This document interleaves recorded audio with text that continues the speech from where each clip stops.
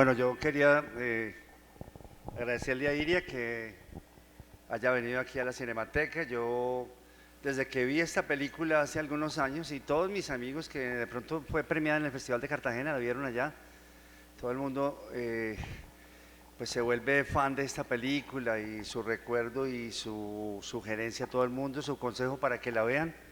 Y se llegó el momento también de mostrarla aquí en Medellín en la Cinemateca. Te agradezco mucho que hayas venido. Vi su segunda película, Antes del Olvido, en diciembre. Me la mostró personalmente allá en su escuela de cine, donde ella es directora académica, y quedé convencido que el trabajo de Iria es inspirado, talentoso, elaborado, sutil, difícil y muy cerca de la realidad, y muy cerca también, digámoslo, al cine que algunos hemos hecho aquí en Medellín. Y yo también quería como que vinieras un poco a hablarnos de ese cine de realidad, ¿cierto? Pero al mismo tiempo esa mezcla entre actores profesionales, naturales, ese trabajo del guión tan riguroso, ese trabajo de la dirección, de los actores, y al mismo tiempo también darme cuenta que me cuenta Iria que detrás de esas películas también se ha elaborado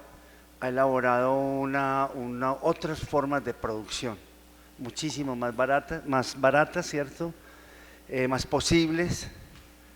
Y entonces esa combinación entre ese rigor, esa elaboración sutil de todo su trabajo, esa belleza de trabajo de guión que tenemos aquí a Juan Pablo Gómez, su co-guionista. Entonces yo le pedí que viniera y ella aceptó estar aquí en la cátedra inaugural del segundo semestre de la Escuela de Cine del ITM, segundo semestre del 2019, cátedra para ustedes, muchachos, que empiezan, digamos, esta aventura de la Escuela de Cine en este semestre.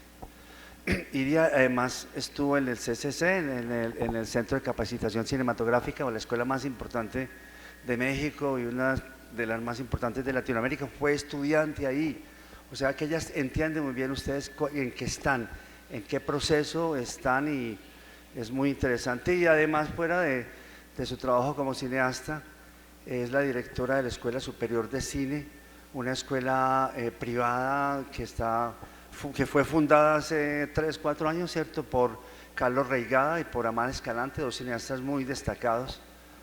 O sea que ella hace parte de un proyecto muy, muy interesante, y ha sido la directora académica y sabe muchísimo, digámoslo, de todas las posibilidades y todas las aventuras que tiene una escuela. O sea que por muchísimos motivos está Iria acá, por su trabajo como cineasta, por su trabajo como productora y su trabajo también docente tan importante. Y estamos aquí también con Juan Pablo. Juan Pablo, gracias por venir acá. El trabajo de guión lo han hecho ellos en esta película, en Antes del Olvido. O sea que vamos a hablar de todo eso, y háganlo con tranquilidad, con libertad. Muchas gracias. Muchas gracias, muchachos, y bienvenidos a la Escuela de Cine.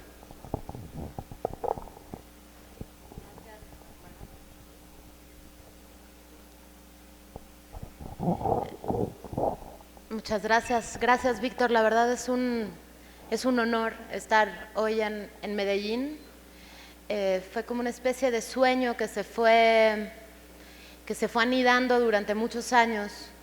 Cuando yo entré a estudiar la escuela de cine, tenía 17 años, cumplía 18.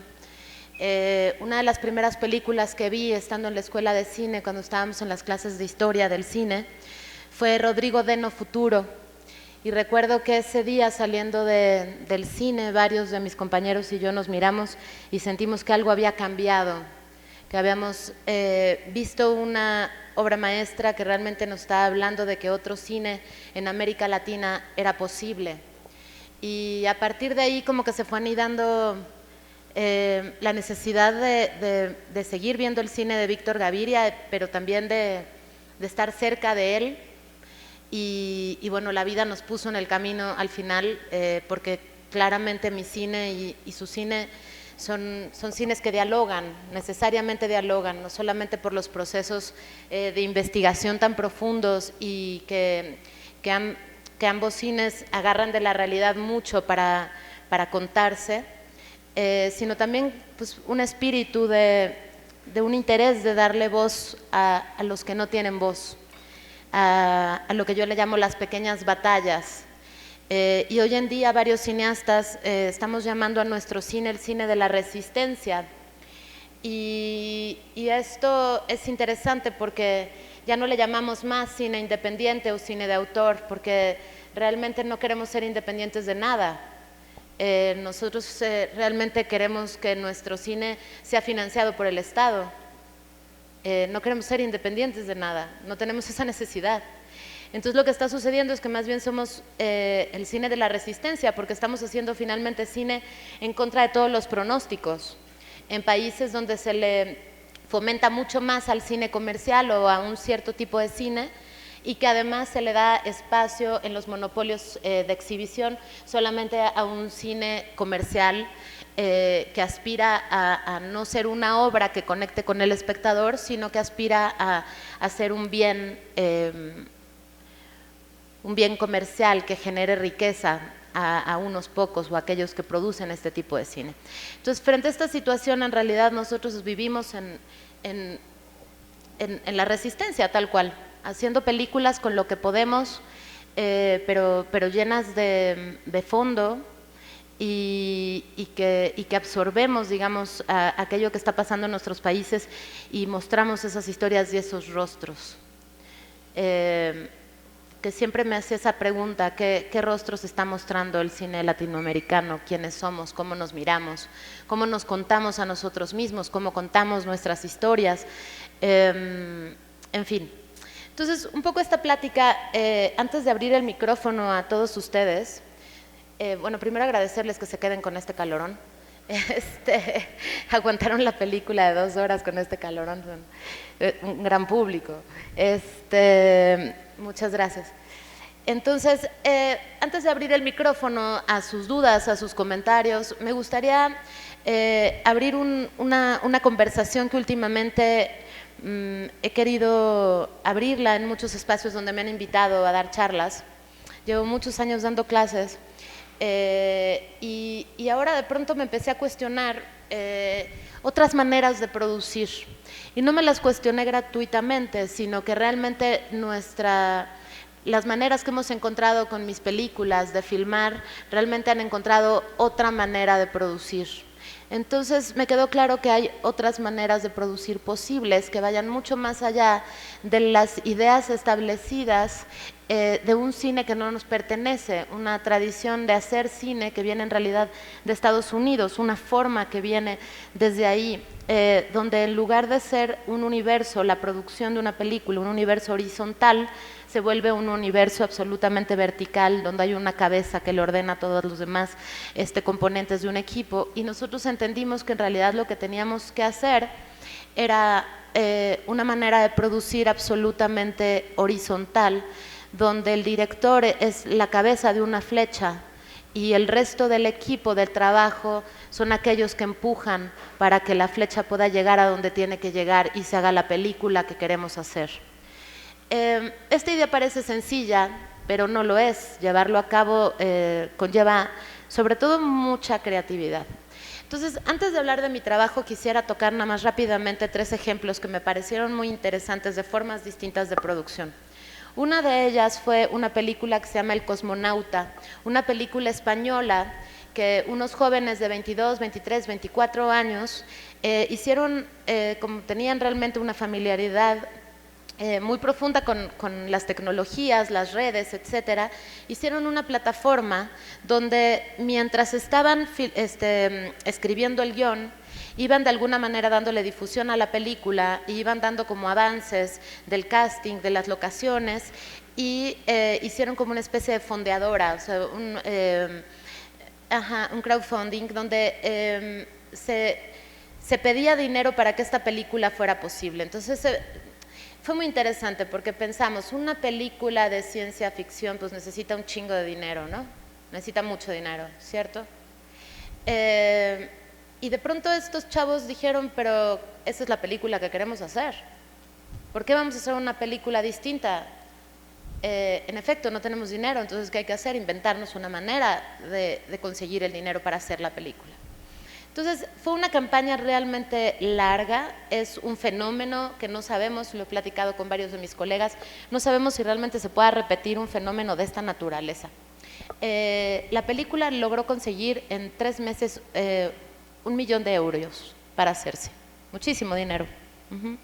Se hizo la película y fue muy interesante porque durante todo el tiempo que se estuvo consiguiendo el dinero para filmarla, en realidad lo que estaba sucediendo, vía el boca a boca y las redes sociales, etcétera, era que la gente empezó a generar muchísima expectativa sobre la película. O sea, antes de filmarse ya se le estaba dando una cantidad de difusión a la película que después vino a beneficiarla evidentemente a la hora de distribuirla. La película se filma y la película la estrenan en un streaming gratuito porque de alguna manera esa era la promesa, es decir, vamos a hacer una película que les pertenece a todos los españoles y gente del mundo que depositó dinero para que nosotros pudiéramos hacerla. Interesante fenómeno. Cuando la película sale, evidentemente tuvo más espectadores que muchas de las películas gringas más comerciales y por supuesto que las españolas. Fue un fenómeno. Por tanto, los theatrical, las empresas de salas de exhibición, Cinépolis, etcétera, no sé qué salas hay aquí, pero creo que Cinépolis ya llegó, ¿no? O Cinemex, sí, Cinépolis, ¿no? Bueno, en fin, las salas, los monopolios de salas en España, dado el éxito que tuvo en este streaming gratuito, deciden meter las salas, lo cual también fue una cosa rarísima.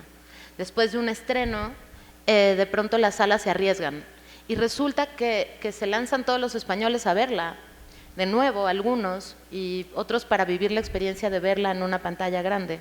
Fue muy interesante como fenómeno. La película hizo mucho dinero también de recuperación en el theatrical, aún siendo que ya se había estrenado en streaming gratuito. En fin, esta es una película que recomiendo verla, aunque creo que el fenómeno de la película es mucho más interesante y todo lo que se generó alrededor y la manera de producirse que la película en sí misma. Para muchos que estuvimos siguiendo el proceso durante todo ese tiempo que estos muchachos estuvieron buscando dinero para hacerla, al final hubo una cierta sensación de decepción frente al producto final. Pero más allá de eso, en realidad lo que importa es que nos estaba hablando de que hay otros caminos de hacer. Después hay otra película que es un caso también bastante particular, que ahora para no darles datos que son equivocados, esperen un momento.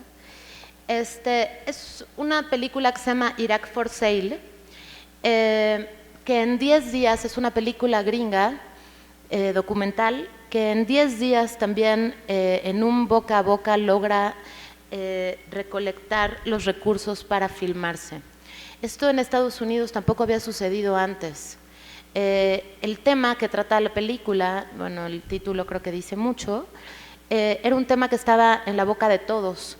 Entonces los directores y los productores de esta película aprovecharon, estaba la guerra de Irak a todo lo que daba, aprovecharon esta coyuntura para empezar a hablar del tema. Evidentemente era una película en contra de la guerra y logran recolectar nuevamente todo el dinero que se necesitaba para producirla y a la hora de hacer esta campaña para recolectar el dinero, nuevamente vuelve a suceder lo mismo que El Cosmonauta, logran hacerle una difusión tremenda, por tanto la película fue muy vista.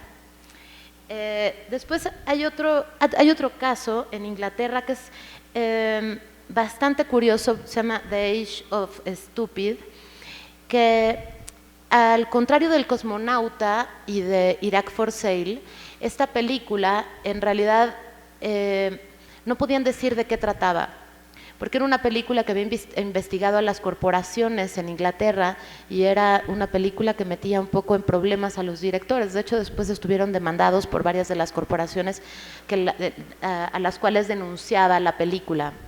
Entonces lo que empezó a suceder es que decían, se va a hacer una película, se va a descubrir una tranza importantísima, vamos a develar que hay políticos involucrados en una serie de corrupciones, pero no se decía de qué iba la película. Tampoco estuvo en las redes sociales, tampoco estuvo en un fondeadora, ni mucho menos, sino fue de boca en boca, la gente iba y depositaba en una cuenta de banco. Digamos, es un nuevo modelo, algo que tampoco se había visto antes. Después seguí investigando en esta misma idea de encontrar maneras distintas de de producir nuestras películas, de financiar nuestras películas. Encontré casos en Perú, en Costa Rica, en Brasil, por supuesto, y en Argentina. Lo cual quiere decir que claramente los cineastas tenemos una gran necesidad de hacer películas y que no nos podemos quedar esperando a que lleguen los recursos del FDC, o no nos podemos quedar esperando a que lleguen los recursos de IMCINE, en el caso de México, o los recursos de fondos europeos que han beneficiado durante muchos años al cine latinoamericano. En realidad podríamos hablar largamente sobre los fondos y cómo adquirir esos recursos, etcétera, porque claramente también es un camino. Pero creo que eso no es tema de esta conferencia. Como ustedes vieron en Asalto al Cine, es una película que fue hecha realmente con muy poco dinero. Era una película complicada porque es una película coral. Era una película complicada porque tiene muchísimas locaciones por toda la Ciudad de México, en barrios muy calientes, en barrios complicados, donde no entra la policía, porque casi todos los actores de la película son actores naturales, y principalmente porque yo era muy joven y realmente no tenía mucha experiencia. Entonces, cuando empezamos a buscar los recursos para esta película, en realidad, y después Juan Pablo les platicará un poco sobre eso porque es muy interesante, hablar de que cuando uno se propone hacer una historia, no estás pensando en las limitantes de la producción, porque entonces eso te limita la creatividad de la escritura. Sin embargo, en la escuela, yo creo que sí nos enseñaron a limitarnos, y creo que eso estuvo bien, porque después limitarnos no era un problema. Más bien entendimos que teníamos que ser muy creativos para resolver. Entonces decir, ok, no me quiero limitar, voy a tener una película complicada con muchísimos valores de producción, pero entonces tengo que ser muy creativa. Pero no solamente creativa, sino tengo que tener tiempo. A diferencia de cómo se podría entender tal vez, o como muchos directores lo piensan, o productores, que es, tienes poco dinero, entonces filma poco tiempo. Esto desde mi punto de vista no tiene ningún sentido. Entendimos muy pronto cuando estábamos produciendo Asalto al Cine con tan poco dinero que lo que necesitábamos era tiempo. Tiempo para crear, pero también tiempo para resolver lo que no se podía resolver con dinero. Entonces tuvimos una preproducción muy larga, una búsqueda de actores casi de año y medio. También entendimos que no podíamos tener un crew grande, aunque la película parece grande, teníamos que tener un equipo de producción muy pequeñito, porque como nos íbamos a estar cambiando de locaciones todo el tiempo, entonces si éramos muchos se vuelve complicadísimo moverse y pierdes mucho tiempo y no podíamos perder tiempo, ¿sí? Entonces logramos un crew muy pequeño, éramos 22 personas, más los actores obviamente. Entonces, bueno, viajábamos todo el día por la ciudad, por todos lados, filmando esta película, tratando de alterar lo menos posible los espacios para que la ficción pudiera inserirse en esta realidad, afectándola lo menos posible. Y eso también nos daba muchos valores de producción. O sea, si yo me voy al tianguis, ¿saben qué es un tianguis? Un mercado en la calle, donde venden fruta, verdura, ropa. ¿Cómo? Una plaza de mercado, pero móvil, sí, o sea, en la calle y se ponen en un lado y luego en otro, ¿sí? Bueno, se llama tianguis. Si vas al tianguis o al mercado de pulgas, digamos, también podría ser, ¿no? Y cierras el tianguis, o tú quisieras poner todos esos puestos, o contratar a todos esos extras para hacer esa secuencia, pues claramente con el dinero que teníamos no era posible.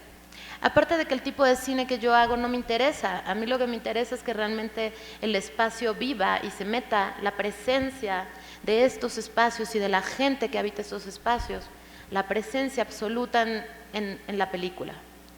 Entonces, no solamente era un problema de que no teníamos dinero, sino también era un problema de preguntarse qué tipo de película quiero hacer. Y cuando te contestas eso, también te vas a contestar muchas cosas en relación a cómo voy a producir mi película. Dependiendo de qué película tienes en las manos, entonces tomas esas decisiones. Entonces, pues nos metimos en el tianguis, en uno de los tianguis más grandes del mundo. Tiene 15 kilómetros, una cosa absurda, de puestos y puestos y puestos de ropa y comida y cuánta cosa. 15 kilómetros, imagínense eso. En una de las zonas más pobladas de la Ciudad de México, donde habitan 8 millones de habitantes, es solamente el oriente de la ciudad. Nosotros vivimos en una ciudad con 22 millones de habitantes. Esto tenía una complicación muy grande. Pasé como por 15 productores antes de llegar al productor que produjo la película y todo el mundo me decía que estaba absolutamente loca, que esta película no se iba a lograr y que si se lograba nos iban a robar el equipo a la mitad de la producción y que aparte ese dinero que teníamos no alcanzaba para hacer tremenda película con tantas locaciones, con un asalto, teniendo que ocupar un cine de verdad, que es uno de los cines más importantes de la Ciudad de México, que es el Cine Diana, que está sobre Reforma, y es espectacular, digamos, la calle y zona de ricos, etcétera. Lo bueno es que no me creí ninguna, digamos, de estos comentarios que me hicieron todos estos productores, porque si les hubiera creído, esta película no existiría hoy, sería triste.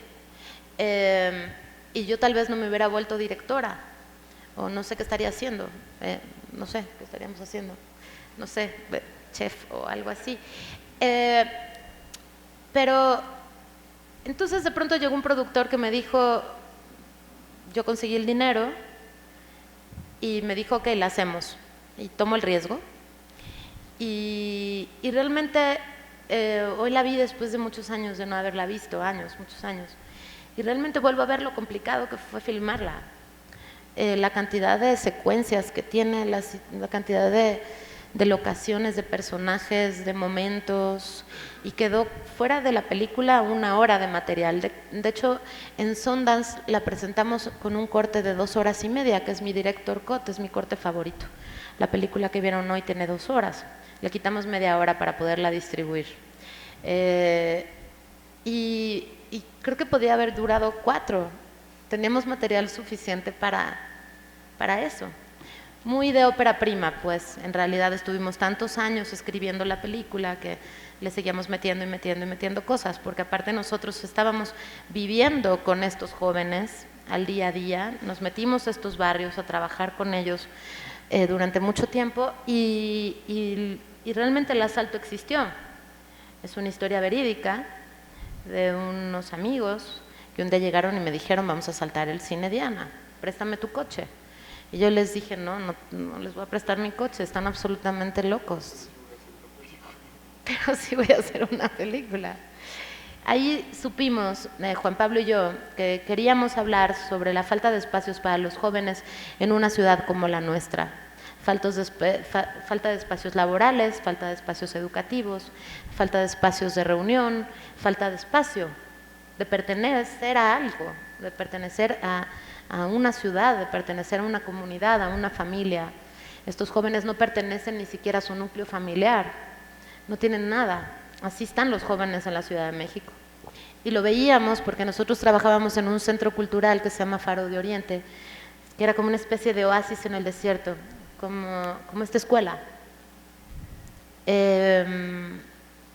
donde los jóvenes en realidad podían dejar afuera su vida, esa vida tan complicada, tan llena de carencias y tan violenta, podían dejarla allá afuera y en este espacio solamente dar lo mejor de ellos. Y esa experiencia nos había marcado mucho, o sea, la idea de pensar que un espacio como este puede realmente transformar el tejido social, puede transformar la vida de alguien. Y justamente la ausencia de esos espacios es la que tiene a la juventud con esta gran desesperanza. No es la juventud en sí misma el problema, al contrario, son el presente y son el futuro de un país. Y sino son la falta de espacios, los gobiernos que les dan la espalda a los jóvenes. Y empezamos a pensar, Juan Pablo y yo, que una juventud que piensa que sus sueños no pueden ser realizados, es una juventud perdida, pero no solo, es un país perdido.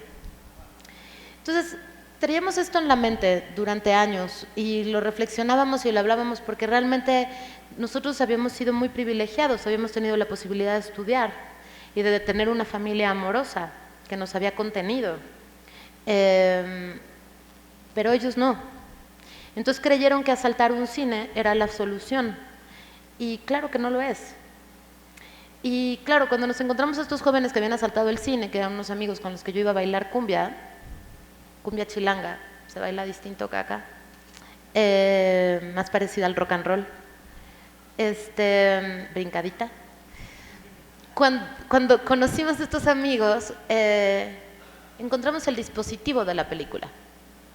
Dijimos, este es el pretexto para hablar de la falta de espacios para los jóvenes en la Ciudad de México. Podría haber sido un asalto a un Oxxo, o podría ser, qué sé yo, pero era tan bonito la idea de que nosotros estábamos asaltando el cine porque estábamos logrando hacer una película con 0 pesos y al mismo tiempo que estos chavos asaltaran el cine para cambiar su realidad. Cosa que no pasa. En cambio el cine sí te transforma, hacer una película sí te transforma. Asaltar el cine no. Entonces, bueno, les cuento un poco esto para que entiendan un poquito cuál es el proceso creativo. Al final de cuentas, Juan Pablo y yo estuvimos escribiendo 7 años, muchísimo tiempo, demasiado, innecesario tal vez, pero no podíamos dejar de escribir porque lo que pasaba es que no conseguíamos el dinero para hacerla. Y pues seguíamos escribiendo y seguíamos desarrollándola y nosotros cambiábamos y mutábamos y madurábamos o no, o íbamos para atrás, y entonces necesitábamos seguir escribiendo, ¿no?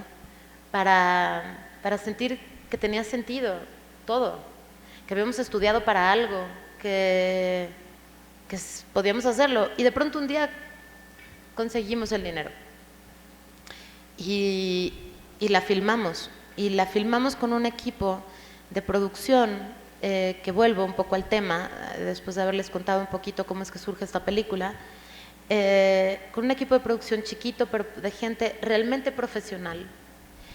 Cuando tú estás haciendo tu primera, segunda, tercera o cuarta película, los directores trabajamos menos que el resto de los oficios en el cine, que el fotógrafo, que el editor, que el guionista. Un fotógrafo puede fotografiar 4 o 5 películas en un año. Los directores filmamos, si bien nos va, cada 3, 4, 5, 6, 7, 10 años. Y sobre todo en América Latina.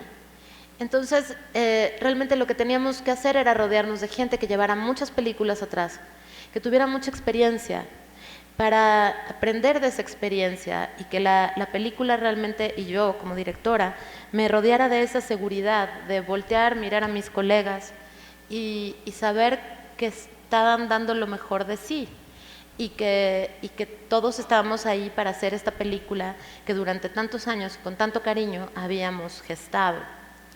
Y así fue, me rodeé de un fotógrafo realmente con mucha experiencia. El video todavía no era el video de hoy, la filmamos en Super 16 milímetros. Yo operé la cámara de la película, yo fui operadora porque yo primero me desarrollé como cinefotógrafa. Entonces, había una cosa que todo en la producción estaba supeditado a una manera que yo había pensado de alterar lo menos posible esa realidad. Entonces había trabajado durante 6 meses en un taller de 8 horas diarias con mis actores, procesos larguísimos. Ahora tal vez ya tengo rutas más rápidas, pero creo que también me gustan los procesos largos porque me permite tocar humanidades, tocar las cicatrices originarias de aquellas personas que se abren y me dan la posibilidad y la gran oportunidad de trabajar con ellas. Me refiero a los actores naturales. Entonces ellos estaban acostumbrados a que trabajábamos todos estos 6 meses conmigo operando cámara, aparte de que era una de mis grandes pasiones. Soltar la fotografía me costó mucho trabajo. Mi última película casi lo logro, pero no lo logré del todo. Soltar la foto, pobres de mis fotógrafos, sufren. Celan la cámara y ese tipo de cosas pasan, ¿no? Entonces operé la cámara por eso también, porque estos chavos estaban acostumbrados, los actores, a que yo estuviera con la cámara todo el tiempo, para generar esa intimidad. Y era una cámara que pesaba 28 kilos y que realmente hoy pienso y digo, qué suertudos somos, ahora podemos hacer una película con un celular. Y entonces volvemos a otras maneras de producir, son posibles. En el Festival de Morelia del 2017 ganó una película que se llama Oso Polar, que en este caso sí voy a hablar de que fue hecha con un celular, pero no porque me importe el formato en el que esté hecha una película, porque en realidad eso es lo de menos, sino qué cuenta la película, qué historia cuenta la película, qué mirada del director aporta, etcétera, el lenguaje, cómo lo utiliza. Podríamos reflexionar mucho al respecto. De Marcelo Tovar se llama el director. Pero me interesa hoy tocar el tema de que fue hecha con un celular, porque realmente creo que si hoy tenemos una historia que realmente queremos contar, podemos hacerla. Hay que encontrar la forma de hacerla y no quedarnos sentados esperando a que un día, tal vez un día, nos ganemos el boletito de la lotería y nos den el fondo del FDC. Porque tal vez no llegue nunca ese día. Tal vez sí, seas de esos suertudos que les llega pronto y les vuelve a llegar después y tal vez después también. Pero puede ser que no, y que tu cine no le interese nada a los jurados del FDC. ¿Y eso importa? ¿Por eso vamos a dejar de hacer películas? No, al contrario, tal vez vamos a insistir más en hacer películas. Tendríamos que insistir más cuando nos dicen que no. Un amigo un día me dijo, si nuestras películas algún día las aceptan en Cannes, tal vez es que estamos haciendo algo mal, ¿no? Yo recuerdo ese comentario es irónico, pues, pero en realidad tiene que ver con que nada ni nadie tiene por qué decidir si tú eres bueno o malo en lo que haces. Creo que las películas, cuando uno tiene la necesidad de hacerlas, hay que hacerlas, porque nace de una necesidad humana, que es expresarnos, es comunicarnos con el otro. Eso es principalmente el cine. Entonces hay que hacerlas, seguir nuestras intuiciones y luchar por ellas, así sean años, pero creo que ahora podemos tardarnos menos. Las tecnologías nos permiten tardarnos menos. Y la escuela en ese sentido es maravillosa, porque ¿qué nos da la escuela en realidad? La escuela nos da un espacio para discutir sobre cine, nos da el espacio para conocer a otros que les interesa el cine, nos dan nuestros colegas con los que vamos a trabajar toda la vida, y nos da un crew al cual podemos no pagarle y va a ir a nuestro rodaje a filmar nuestra película. Es fantástico. Y también la escuela nos da la posibilidad de equivocarnos y hacer una mierda de película, y que no importe, y que de eso aprendamos más que si hubiéramos hecho una buena película. Que nos equivoquemos, que hagamos un corto malo donde nada funcione, donde creímos apostarle una cantidad de cosas a hipótesis, porque en realidad lo que generamos los cineastas antes de filmar una película es una cantidad de hipótesis, una hipótesis tras otra, que después conceptualizamos, y al conceptualizarla, bueno, ahí está el sueño, y mientras más nos acerquemos a ese sueño, pues más realizado te vas a sentir cuando termines la película, más allá de lo que opine quien opine. Entonces la escuela es ese espacio donde yo también pude explorar muchísimo, y donde encontré a mis colegas con los que ahora trabajo, y donde encontré a Juan Pablo, que es el guionista con el que ya no sé cómo se escribe, si no es a su lado, y es colombiano, y ahora ya se vino otra vez a Colombia, y es un problema, pero cómo no volver a Colombia, ¿no? Después de 16 años te aventaste en México, ¿cierto? Bueno, entonces creo que hay muchos caminos para producir. Ahora voy a hablar de mi segunda película. Antes, o sea, evidentemente vamos a ir volviendo, y al final todos ustedes pueden volver a hacer preguntas sobre Asalto al Cine, pero quisiera hablar sobre mi segunda película, Antes del Olvido, que también es guión de Juan Pablo. Es una película que con Asalto al Cine creíamos que teníamos poco dinero, y resulta que con esta tuvimos la mitad del dinero que tuvimos con Asalto al Cine. Es absurdo, ¿no? O sea, sí, o sea, es la segunda película de ficción, tengo documentales y cortos, es la segunda película de ficción, y de pronto fui mamá de 2 hijos y quiero volver a las andadas, nos ponemos a escribir un guión mientras mis embarazos, mi crianza, etcétera, Y a los 8 meses de mi bebé de pronto digo, listo, vamos a hacer una película, pero resulta que tenemos la mitad de los recursos que tenía yo cuando hice Asalto al Cine hace 7 años. Mierda. ¿Perdón? 3 millones de pesos. Divídelo entre... Ajá. Ahora les doy el dato en dólares, porque si se los doy en pesos no les va a significar nada. Entonces, $150,000. Hago la segunda película. No hay película en México que se haga con menos de, no sé, $50,000, $100,000, ¿sí? $150,000, los productores se ríen. O sea, podrían no reírse si yo hiciera una película de 2 personajes que caminan y caminan hasta el horizonte y después de 15 minutos se prenden un cigarro y no supimos qué pasó y luego hay otro personaje que está en su casa. Es decir, un tipo de cine que te permite tener 2 locaciones, 2 personajes, es súper íntimo y, ¿no? Todo el mundo piensa que ese es el cine que hay que hacer cuando uno tiene poco dinero, pero ese es el cine que yo no hago, no porque esté mal ese cine, puede ser muy interesante, hay muchos ejemplos. Pero yo hago otro tipo de cine, con muchos valores de producción muy complicados. Entonces, de pronto teníamos $150,000 y dijimos, ok, ¿qué hacemos? Tengo 53 actores, 3 semanas con más de 200 extras y beats, un crew de 45 personas. Lo vamos a filmar en Tepito, que es una de las zonas más calientes de la Ciudad de México, donde está uno de los grupos de narcotraficantes más poderosos del país. Y a eso se le sumaba la complicación de que todos ya nos habíamos hecho grandes y aparte éramos papás, de niños chiquitos. Porque claro que el cine también lo atraviesa la vida personal. Es imposible que no lo atraviese la vida personal. ¿Quién eres? ¿Qué te está pasando en ese momento? Yo entre toma y toma me salía a sacarme leche para poderle dejar leche a mi bebé, es decir, era otra de las complicaciones. El productor también, la directora de arte que es Diana Sade, que también es colombiana, de Barranquilla, también tenía niños chiquitos, en fin, tenemos muchas complicaciones, tenemos que alimentar a muchísima gente. Y aparte, yo estoy convencida de que cuando hay poco dinero hay que filmar mucho tiempo, entonces filmamos 8 semanas y media y tuvimos una preproducción de 3 meses. Y tuve un casting de la mano de Bernardo Velasco, que es también el director de casting de Alonso Ruiz Palacios, de Amate Escalante, de Reigadas, de muchos cineastas, de Julio Hernández, de mi generación, que realmente es un tipo que me acompañó realmente a meterme a los barrios durante casi 2 años. Hablar con la gente y encontrar a estos 53 personajes, teníamos una dificultad, son un chingo, son muchos. Entonces, tomamos varias decisiones.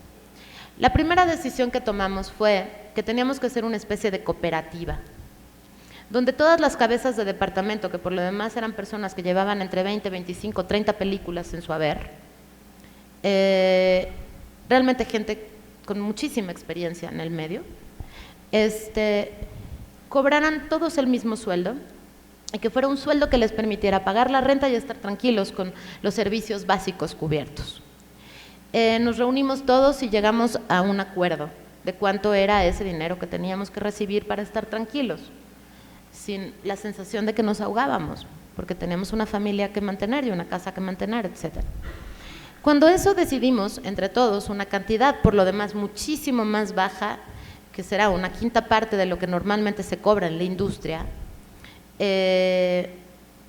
a partir de ahí hicimos como una especie de escaloneo donde todos el resto de los que trabajaban en la película cobraban, pero como en relación a este tabulador, un tabulador que nos inventamos nosotros, ¿sí? A partir de las cabezas de departamento son los que más cobran y de ahí todos para abajo. Evidentemente yo y el productor no cobramos, todavía no resolvemos ese problema en nuestros modelos de producción. Pero el 80% del presupuesto de estos $150,000 lo designamos a los sueldos. Nos dimos cuenta que si la gente no cobraba o si la gente no tenía un sueldo digno, entonces no iba a poder llegar a trabajar y entregar todo aquello que tienes que dejar en el set, porque dejamos la vida en el set, los que hacemos películas. Entonces, nos quedamos con ese 20% para todo lo demás, para todas las necesidades de la producción. La renta de la cámara, la renta de las luces, la renta de los materiales para el arte de la película, etcétera. Y esto pues evidentemente era poco dinero, muy poco dinero para la alimentación, etcétera. Entonces ahí empezó todo un trabajo creativo y absolutamente transparente del presupuesto. O sea, nosotros cada vez que comprábamos, no sé, una libreta que se necesitaba para el arte de la película, ese dinero se ventilaba y todo el mundo sabía que ese dinero se había gastado para la libreta del arte. Es decir, se transparentó el presupuesto a cada uno de los miembros del equipo. Todo el mundo sabía en qué se estaba yendo el dinero. Nadie sentía que se estaba abusando y que a mí me estaban pagando menos y a ti más. Esas sensaciones que pasan en muchas producciones, donde aparte el productor llega y te dice, tengo 10 pesos. Y entonces tú le dices, no, no manches, págame 15. Bueno, está bien, 15. Entonces, ¿por qué mierda me ofreciste 10? Si tienes 15, ¿por qué tenemos que entrar en esas dinámicas que son dinámicas no humanas? No son verdaderas, no son sinceras. Entonces nosotros llegábamos y decíamos, tenemos 10 pesos, no, 15, es que tenemos 10. Tenemos 10. Si tú no aceptas los 10, lo entiendo, porque seguramente tienes necesidades de otro tipo, pero yo solo tengo 10. Entonces me tendría que buscar otra persona que sí pudiera aceptarlo, porque si yo te pago 15, la película no se hace. Es así de simple. Cada 3 pesos que uno gasta en la película tienen que ser realmente gastados en aquello que se necesita en la película, por supuesto, pero que no sobrepase nunca el presupuesto que tenemos. Cuidar nunca irnos hacia los números rojos. Es absurdo, absurdo endeudarse con una película y hundirte como director y como productor no tiene ningún sentido. Entonces es con lo que tienes hacerla. Entonces cada peso hay que cuidarlo perfectamente y calcularlo perfectamente. Después de esto, digamos que todo el mundo aceptó estos sueldos y realmente esta estrategia como de cooperativa, era una especie de cooperativa, para que me entiendan. Entonces dijimos, ok, tenemos ese otro 20% para todo lo demás, ¿qué hacemos? La alimentación, cotizamos 20 casas de catering, ¿se llama catering también acá? De alimentación. Era imposible. O sea, si yo le pagaba a la casa de catering, no hacíamos la película, o sea, casi que se llevaba los $150,000. Éramos tanta gente que nos decían eso, o sea, no nos decían $100,000 de alimentación, nos reíamos, decíamos, bueno, esto jamás, o sea, es imposible, no podemos darnos este lujo, ¿sí? Entonces lo que hicimos fue, en el mismo barrio donde íbamos a filmar, contratar a 6 señoras, maravillosas señoras, que cocinan como han probado la comida mexicana, es deliciosa. Cocinaban delicioso, entonces casi que les hacíamos un menú para todos, se iban al mercado central, donde toda la verdura es fresca y es muy barata, conseguimos unas cocinetas, unas mesas, hicimos un comedor comunitario, donde todo el mundo lavaba su plato, todo el mundo lavaba su cubierto, todo el mundo lavaba su vaso, y donde todos comíamos juntos al mismo tiempo. Los extras, la señora de la limpieza del set, la directora, el productor, los actores profesionales, los actores naturales, todos comíamos juntos. Es más, muchas veces yo y el fotógrafo decidíamos comer hasta el final por si acaso no alcanzara, que los que no comiéramos fuéramos nosotros, no la gente que estaba trabajando y había dejado su vida para meterse a nuestra película, porque los actores naturales dejan la vida. Si eran comerciantes, dejan de ser comerciantes para subirte a tu barco. Y en realidad el privilegio es tuyo, no de ellos. Muchas veces yo he escuchado a colegas que le dicen al actor natural, es que te voy a dar el privilegio de actuar en mi película. ¿Cuál privilegio? O sea, ¿de qué estás hablando? El privilegio es tuyo, de que él te dé su humanidad, así de fresca y hermosa como es, para su película. Entonces, hacemos este comedor comunitario, donde aparte también se hacía ahí la convivencia, donde si alguien cumplía años llegaba con el pastel, no sé cómo se dice aquí, la torta, ¿no? Llegaba con la torta, se cantaba las mañanitas, estábamos al lado de Garibaldi, que es la plaza donde están todos los mariachis, entonces llegaban a veces con mariachis, también en Asalto al Cine, pero antes del olvido, no se metió a la película los mariachis, pero empezó a suceder que la película hablaba de un sentido de comunidad como tema de la película. Y yo cuando hablé con mi equipo de trabajo les dije, lo que tenemos que lograr es hacer comunidad, porque no puede estar la película hablando de algo y que nosotros no logremos hacerlo en los procesos de producción también, donde realmente hagamos una familia que esté comprometida a hacer esta película con estos 4 pesos y que sea la creatividad lo que se ponga en juego, y que logremos resolver todos sin recursos, porque tiene que salir la peli. Y así fue, se hizo una familia que nos transformó a todos, amigos para toda la vida, gente con la que seguiré definitivamente colaborando. Es más, que yo pienso que ya no sé filmar sin ellos, que los necesito a mi lado, porque de pronto tenía momentos donde estábamos todos viendo el monitor en una toma y decía corte y volteaba y tenía a las 5 cabezas de departamento, al sonidista, a la directora de arte, al fotógrafo, a mi asistente de producción, a mi script y a los actores que no estaban en la escena, y de pronto tengo una foto donde hay 25 personas detrás del monitor, así, mirando con una tensión y ¿no? Yo decía corte y todo el mundo tenía algo que decir y que aportar para que se mejorara la toma y fuera mejor. Yo pensaba, es que realmente todos estamos dando lo mejor de nosotros mismos en este momento presente. No hay bendición mayor que esa. Como director es fantástico. Y eso se lograba también a estas dinámicas de producción donde realmente nadie estaba detrás del dinero. No estábamos ahí por un trabajo, estábamos ahí porque queríamos hacer esta película y hablar de lo que la película habla. Y estábamos comprometidos todos. Y tal vez nos había tocado hacer puras películas horribles y series y todo durante todo el año para poder ahorrar y que llegara el momento de hacer esta película, una película de la resistencia. Y entonces, bueno, la película realmente podría haber fracasado todos los días, porque pues podría no haber llegado un actor, porque pues todos son actores de Tepito y es muy complicado, pudieron haber matado a alguien, que de hecho sucedió, pero no, afortunadamente no de los actores, podía desde temblar, porque en la Ciudad de México tiembla todo el tiempo, o podría caer un aguacero terrible, o podría no alcanzarnos el dinero para poder filmar, y que todas estas hipótesis y estos mecanismos creativos que habíamos establecido en la preproducción de la película no funcionaran. Era posible. Pero lo habíamos planeado tan bien, con tanto detalle. El productor Rodrigo Ríos había hecho realmente un esquema de producción donde cada peso estaba en el lugar donde tenía que estar para que la película se realizara. Y yo como directora, en realidad, mi única exigencia es que esta limitante de presupuesto nunca fuera en contra de la idea creativa y artística que yo tenía de mi película. Que lo único que se tenía que respetar hasta las últimas consecuencias era la idea que teníamos sobre la película.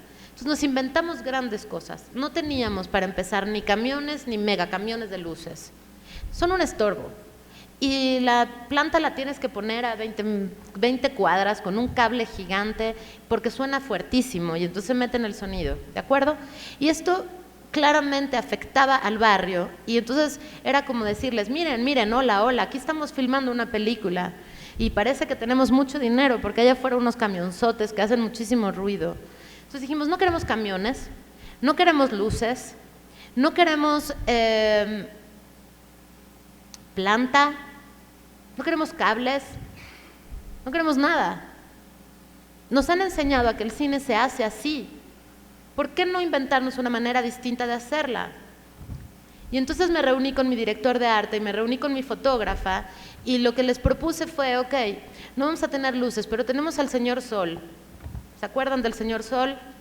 Existe el Señor Sol, no hay luz más poderosa que esa. ¿Qué hacemos con esa luz? Entonces, ya les voy a enseñar ahora unas imágenes de esa película para que se les antoje verla cuando logremos estrenarla en algún lado. Que ya voy a hablar de eso, porque aquí estamos hablando nada más de la producción, pero llegaremos al tema de la distribución y otros caminos de distribuir nuestras películas de la resistencia. Pero, entonces, llegó el momento donde le dije al fotógrafo, la película se hizo en una vecindad, es como una especie de vecindad, ¿les dice algo? No, no es un barrio, es como un edificio que tiene muchas casas alrededor de un gran patio, que tiene unas bellas escaleras que te llevan a otros departamentos que están arriba, pero no son edificios, son como casas. y la gente saca su vida privada al espacio público, ¿sí?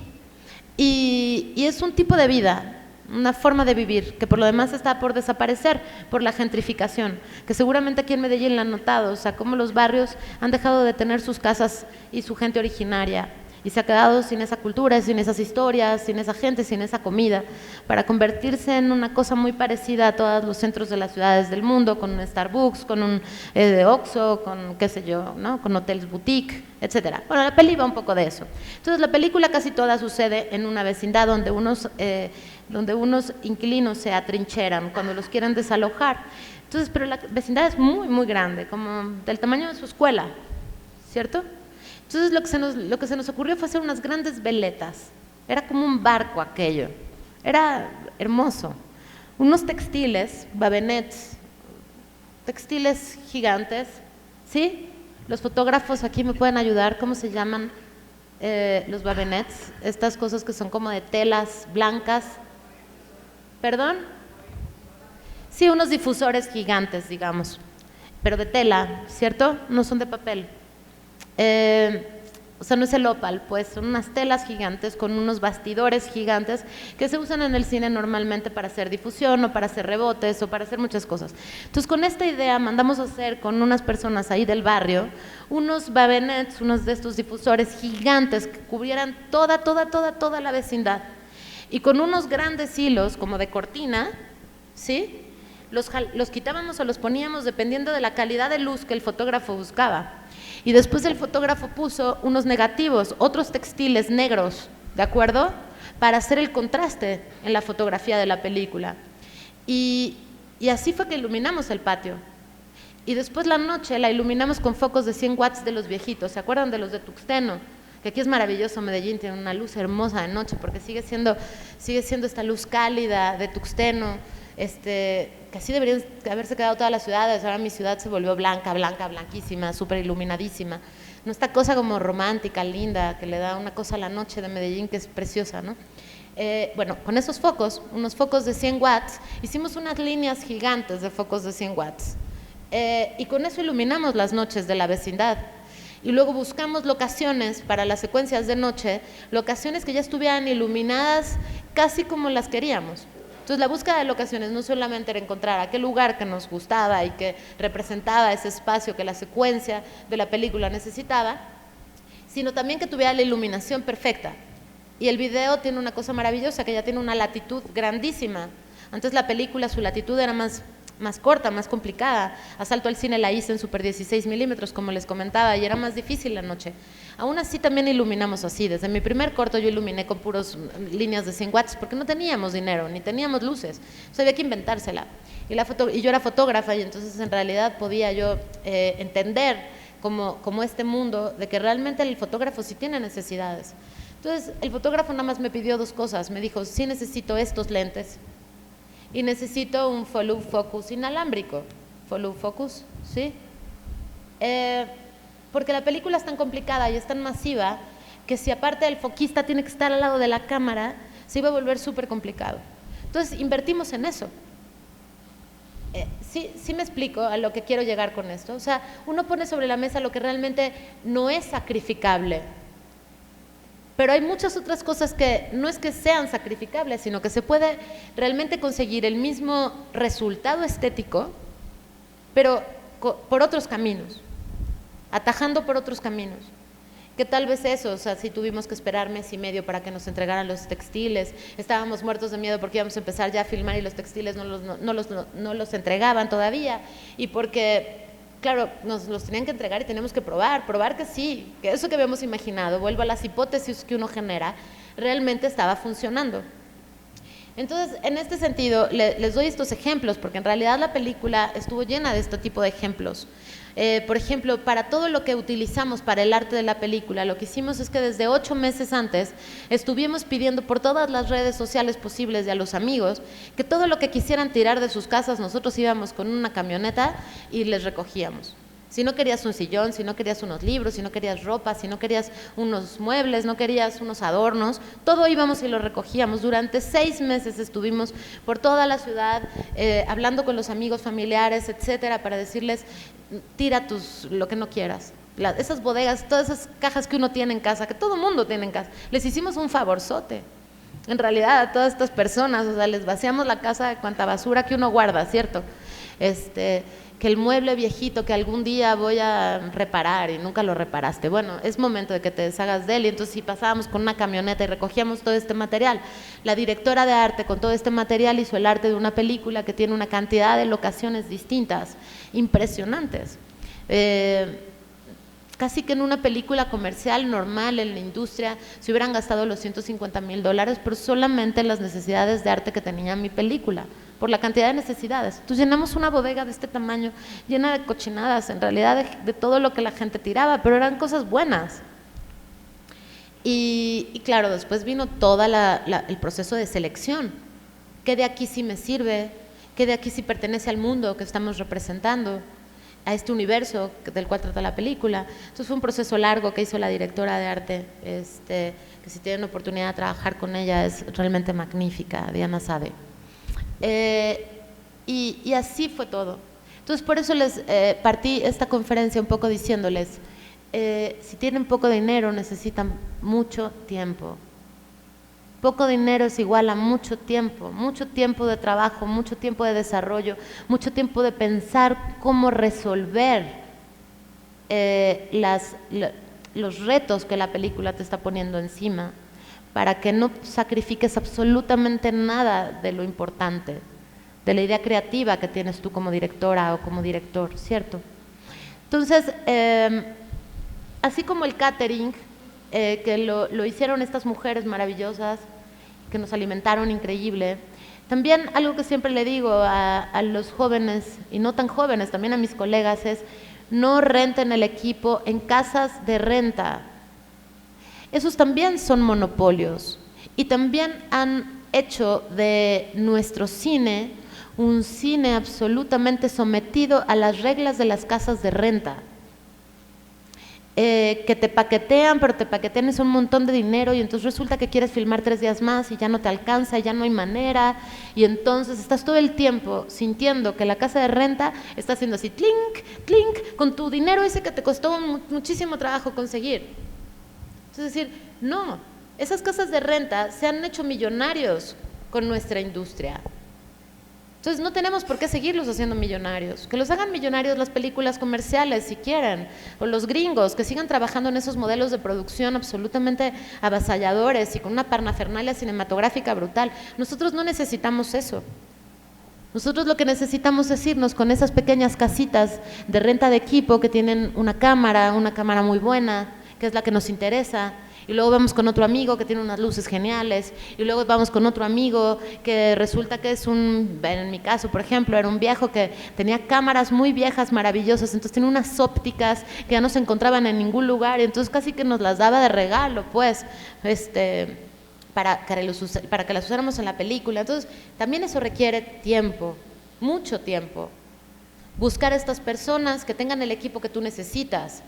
No necesitamos la super Alexa último modelo. O sea, para transportarte de tu casa a tu trabajo o a tu escuela necesitas el coche último modelo. Pues no. Es un poco eso. O sea, creo que ya las cámaras en general tienen un rango de calidad realmente extraordinario. Entonces podemos trabajar con cámaras muy sencillas, que tengan flujos de postproducción sencillos, que no te metan en un problema después en la postproducción también, y que tengan una calidad 4K bellísima. Lo que sí tienes que luchar, y eso no hay de otra, es encontrar la óptica que necesita tu película. Eso sí no hay de otra. Entonces la inversión está en la óptica, y la inversión está en la gente, está en los sueldos de la gente. Entonces, ¿dónde ponemos nuestro dinero? No vayamos a regalárselo a las casas de renta, no tiene ningún sentido. Es un despropósito. Nos han enseñado que eso es lo que tenemos que hacer y que si no lo hacemos así, entonces no podemos hacer películas. Y es mentira. Podemos hacer películas prácticamente con nada. Pero con todo. Y ese todo es la creatividad, el corazón y la entrega de todos tus colaboradores. Es con eso con lo que se hacen las películas, no con dinero. Cierto que se necesita algo de dinero, pero no esas cantidades que nos han dicho que cuestan nuestras películas. Estamos, por lo menos en México, la situación es que las películas están costando lo que cuesta, o sea, pretendiendo que cueste lo que cuestan en Estados Unidos, pero nuestra economía no tiene nada que ver con la de Estados Unidos, nada. Nuestra industria no tiene nada que ver con la de Estados Unidos y nuestras historias, nuestras maneras de contar nuestras historias, los rostros de nuestras películas no tienen nada que ver con las de Estados Unidos. Entonces, ¿por qué vamos a seguir modelos de producción como los gringos?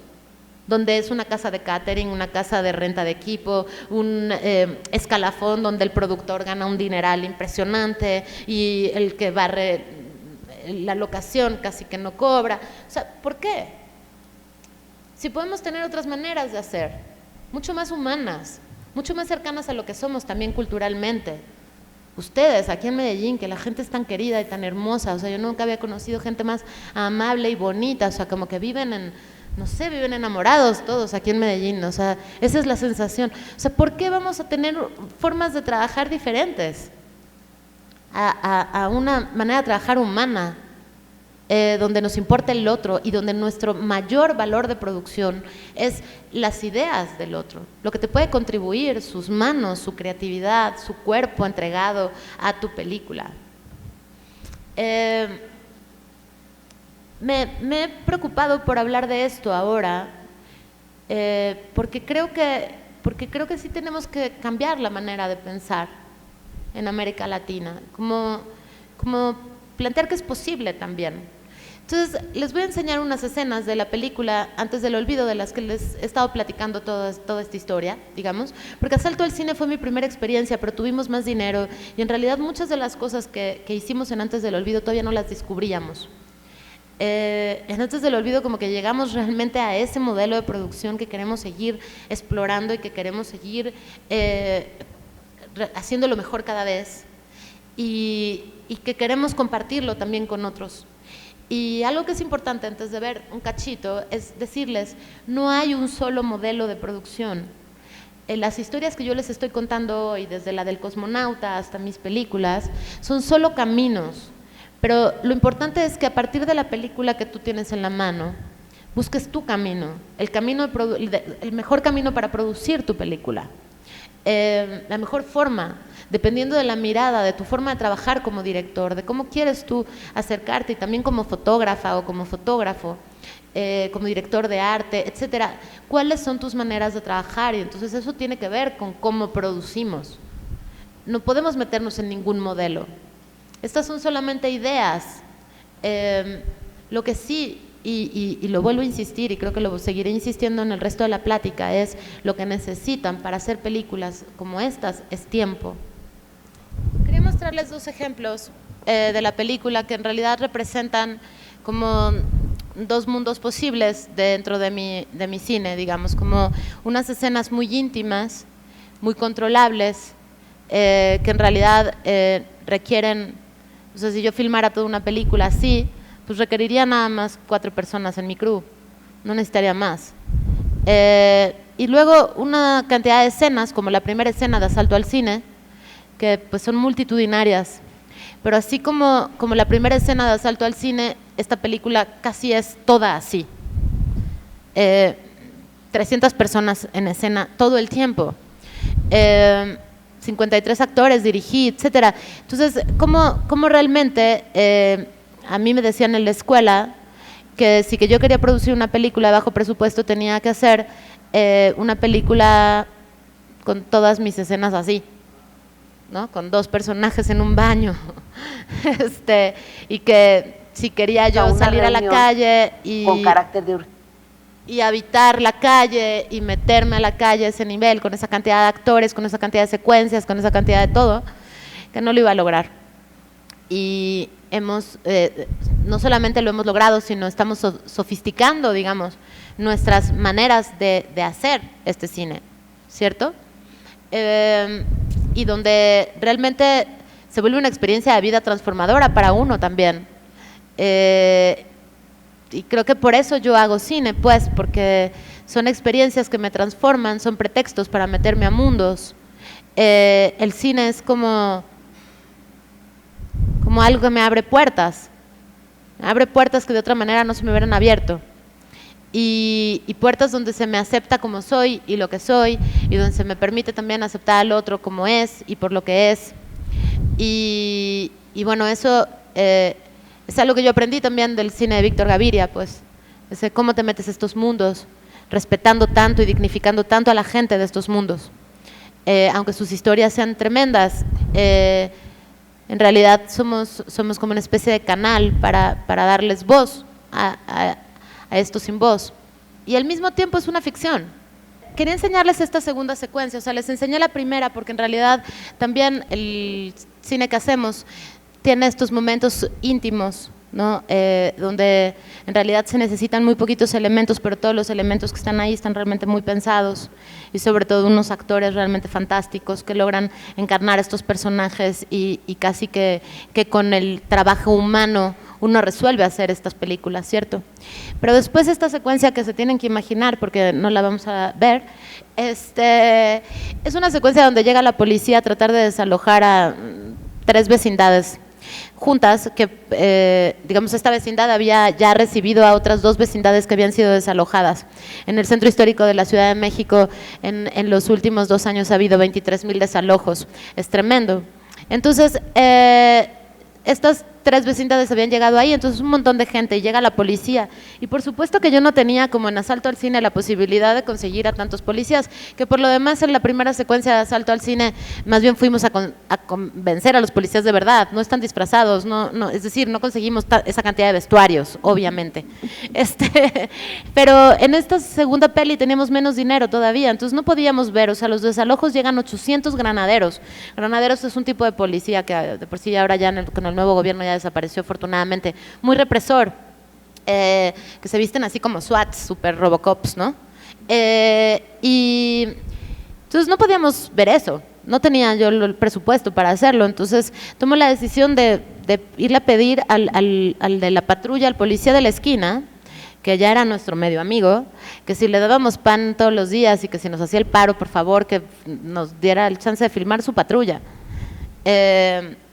Y nos dio creo que como 15 minutos, o sea, teníamos 15 minutos para hacer esa toma, listo y basta, o sea, no había otra manera porque no teníamos presupuesto para conseguir una patrulla de verdad, rentada, digamos, ¿no? Entonces, tomamos esa decisión, 3 policías, una patrulla, una puerta, un diseño sonoro increíble, y entonces parece que llegan 800 granaderos a tratar de desalojar a las personas que estaban adentro. Lo que sí no podíamos escatimar es las personas que estaban adentro. Las personas que estaban adentro, aparte todos casi tenían un personaje, pues tenían nombre y apellido y eran parte del universo de la película. Entonces estaban allá adentro, eran 150 personas que iban a ser desalojadas y corren todos a poner una barricada gigante para lograr que la policía no los desaloje. Es un muy buen ejemplo de cómo en realidad la secuencia sigue siendo la misma que estaba escrita en el guión, pero lo resolvimos de otra manera, ¿cierto? Para poderlo lograr, para poder lograr filmarla. No había otra forma, era así o así. Y creo que toda esta película un poco estuvo hecha de esta manera, pues. Sí, así la están viendo. Pues veámosla y oigámosla, ¿no? Es un poquito complicado ver, les iba a enseñar una secuencia más que en realidad son 4 chavos que patinan por todo el centro de la ciudad, donde no metimos una sola luz. Y es una noche bellísima, se ve todo, está iluminadísimo. Buscamos las locaciones que nos lo permitieran, pero aparte que tuvieran las luces en el lugar correcto. No solamente que estuviera iluminado y se viera, porque nosotros no hacemos cine para eso, ¿no? Sino que se viera lindo, que realmente se viera como lo habíamos preconcebido, como el fotógrafo hubiera diseñado, digamos, con luces, que así encontrarlo en la realidad. Y si buscas, más en una ciudad como la nuestra tan grande, pero también en una ciudad como la de ustedes tan bonita, seguro encuentras ese lugar. Entonces, bueno, quisiera, antes que continuar, cerrar un poquito, antes de darle la palabra un poco a Juan Pablo, que me parece también interesante que les platique cómo trabajamos, cómo trabaja conmigo, qué relación es esa. Antes de abrir el micrófono, que supongo que tienen todos ustedes varias dudas, que yo a eso vine, así que nos podemos quedar aquí hasta las 11 de la noche, si quieren, sin ningún problema. Quería hablarles también un poco del otro problema que tiene el cine de la resistencia, que es la distribución. ¿Cómo lograr que nuestras películas lleguen al público? Porque yo estoy convencida de que tenemos un público ahí asiduo que quiere ver el cine que se hace en sus países, que se quiere ver en la pantalla. Pero ese público no tiene $25 para ir al cine, entre las palomitas, el estacionamiento del coche en el centro comercial, llevar a toda la familia. O sea, ¿cuánto dinero necesitamos para ir al cine hoy en día? Es mucho dinero. El cine se ha vuelto una cosa para las élites, una cosa de lujo, ¿cierto? O sea, y entonces en México, por lo menos hace mucho tiempo, el cine era popular, el cine, en cada barrio había un cine. Entonces ibas y por $2 entrabas y te quedabas también a permanencia voluntaria. ¿Quién no ha escuchado esas historias de sus abuelos y de sus papás? Pero eso desapareció por culpa del capitalismo, obviamente, del sistema neoliberal que nos acoge a todos, pero también por estos monopolios de exhibición que se apoderaron de todas las salas de nuestras ciudades y del país. Entonces tenemos un problema porque hacemos muchas películas. México, como saben, es un país que produce mucho. Colombia en los últimos años también es impresionante cómo ha subido la producción. Tiene que ver con las tecnologías, tiene que ver con que se ha vuelto mucho más barato producir, también en términos de los soportes. O sea, revelar el material de 35 milímetros o Super 16 era muy caro, hacer el rank era muy caro, los sistemas lineales de edición eran muy caros y complicados. En fin, necesitábamos THX a fuerzas. Ahora podemos hacer realmente el diseño sonoro en nuestras casas con unas buenas bocinas de una buena computadora, y nada más llegar a la THX, ¿cómo se llama la THX aquí? El THX, a la sala de mezcla, digamos, del audio, puedes llegar un par de horas nada más a ver que realmente todo está en su lugar, ¿sí? En el 5.1 o en el 7.1, lo que sea. Entonces, logramos hacer nuestras películas con mucho esfuerzo, con mucha creatividad, con mucho tiempo, todo esto que venimos platicando el día de hoy, pero después lo que nos sucede es que no podemos llegar a la gente, no se distribuyen. Los distribuidores no les interesa porque no sale la actriz famosa con unas nalgas gigantes, ¿no? Que eso es lo que vende, o nos han enseñado que eso es lo que vende, pero no es cierto. Mi película Salto al Cine la filmamos hace ya 9 años y hoy en día en todos los puestos de piratería de la Ciudad de México te la sigues encontrando, lo cual significa que la gente la sigue consumiendo, porque si no el pirata no la seguiría reproduciendo, ¿verdad? Porque nada más es un gasto, si nadie la compra, ¿para qué la reproduces? Entonces la han visto millones de personas y la gente en la calle reconoce a los actores y los para, los detiene, les piden autógrafos. Entonces estoy convencida de que hay un público para nuestro cine, pero ese público no está teniendo acceso a esas salas. Entonces, ¿qué hacer? En realidad, creo que ustedes tendrían mejores ideas que yo, porque ya nacieron como muchos de ustedes, no todos, pero ya nacieron ustedes con la tecnología como metida en las venas, que en realidad es una ventaja, una gran ventaja, pero hay que saber utilizar esa tecnología y las redes sociales y el internet a nuestro favor, no para la enajenación, que es solo a lo que le apuesta este sistema, sino usarlo para lo que nosotros queremos hacer, para lo que nos interesa hacer, que en este caso es cine, y que ese cine se vea. Entonces, así como les contaba el fenómeno del cosmonauta, que ellos logran realmente gracias a las redes sociales, durante una campaña previa a filmarse la película y después cuando se filmó y tal, de pronto ser una película taquillerísima, o sea que se vio muchísimo, pero en streaming. Entonces, ¿cómo usar los streamings? Nosotros ahorita con Antes del Olvido estamos haciendo una estrategia que no sabemos nuevamente si va a funcionar o no. Volvemos a la idea de que todo lo que hacemos en realidad parte de hipótesis, ¿cierto? Que después confirmamos unas y otras no. Cometemos también muchos errores en el camino, definitivamente, pero de eso aprendemos un montón. Entonces, la estrategia que queremos hacer es hacer un estreno en streaming al mismo tiempo que en un circuito cultural internacional.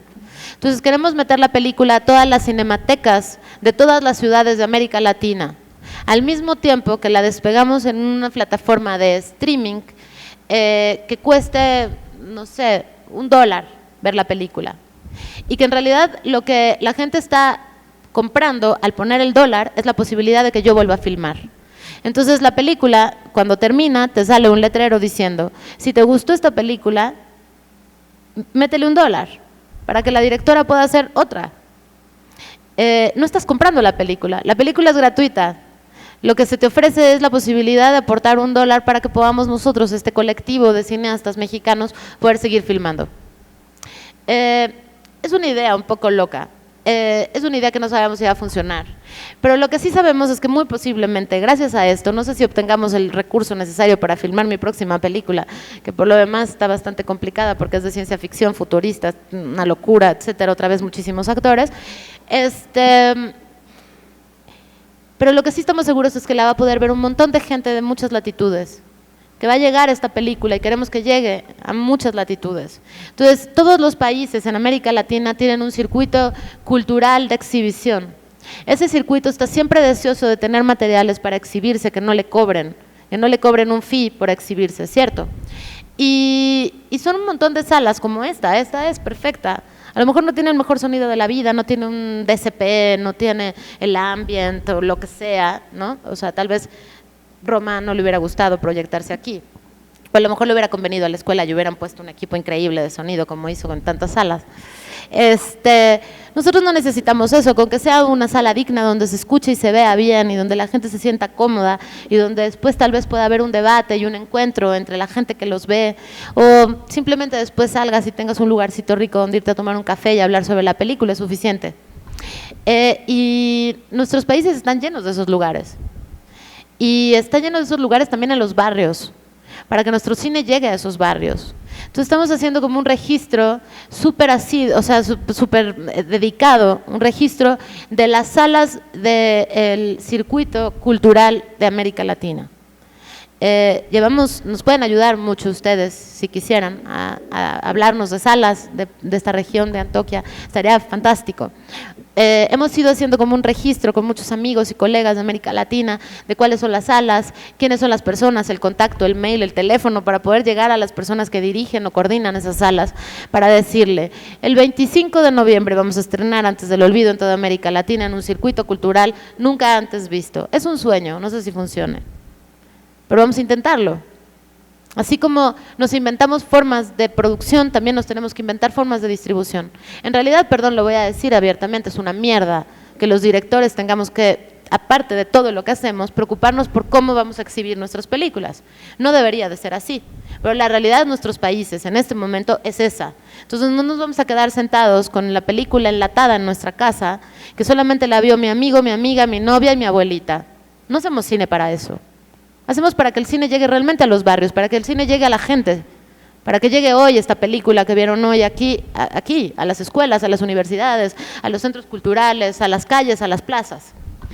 Después de estrenarlo en este circuito cultural, vamos a hacer un recorrido en plazas públicas, con un camioncito que es de celdas solares, entonces no necesita electricidad, y tiene una pantalla inflable y unas bocinas increíbles y un proyector bueno, y entonces vamos a recorrer todo México con este camioncito, llevando la película a las plazas públicas. Es un colectivo que se llama Ecocinema, que eso hace, se va a los pueblos y a las sierras y a los montes y a las playas, a las plazas públicas de las ciudades, etcétera. Entonces vamos a hacer un recorrido de 3 meses y al mismo tiempo estamos con el streaming. O sea, todo esto es simultáneo, ¿cierto? Es al mismo tiempo. Son distintas maneras de distribuir la película al mismo tiempo, porque hay públicos distintos, hay públicos que le gusta y son formas distintas de acceder al cine. O sea, hay públicos que les gusta ver en su celular una peli.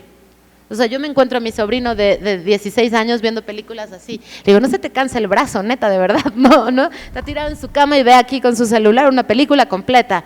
Son nuevas formas de mirar y de consumir, digamos, el cine, ¿cierto?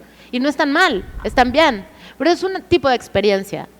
El otro tipo de experiencia es verlo en una plaza pública donde los niños están corriendo por todos lados, donde pasa el que vende los globos, el que vende los buñuelos, el que vende el tinto, qué sé yo, ¿no? Una cosa más popular, donde estaba sucediendo la vida alrededor de la proyección de una película.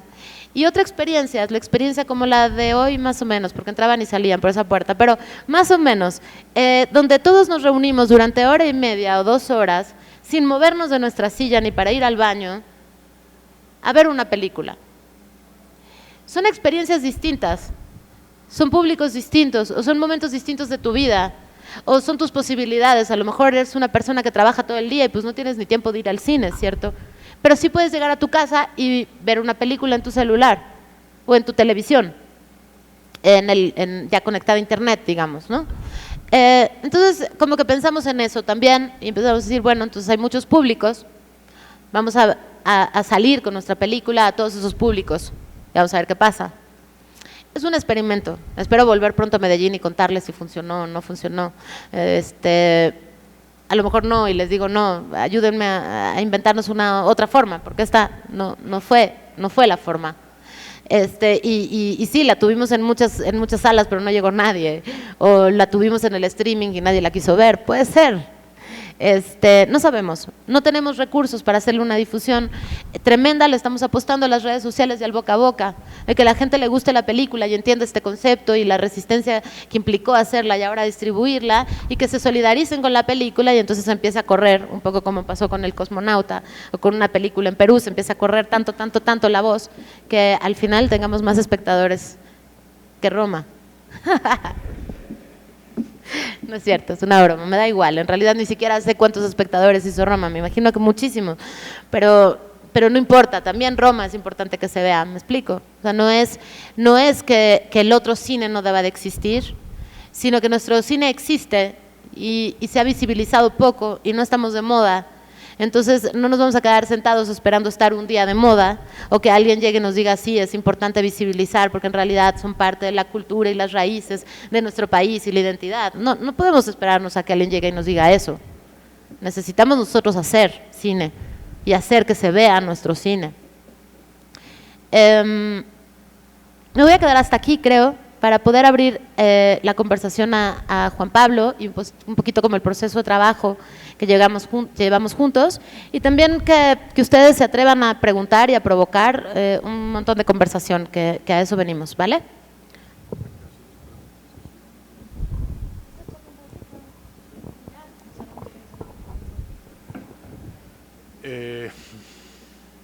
No sé ni qué contar. Bueno, el guionista es un poco el personaje a la sombra. De hecho, hay un chiste en el gremio que me gusta mucho, que había una modelo tan tonta que se cogía al guionista. Y eso tiene sus ventajas y sus desventajas. La gran ventaja, creo, y aquí es donde siento que empato con lo que viene diciendo Iria, es que el tiempo no nos corre. No hay un taxímetro, no se le está pagando a nadie, entonces nadie está corriendo, y eso permite mucha libertad creativa.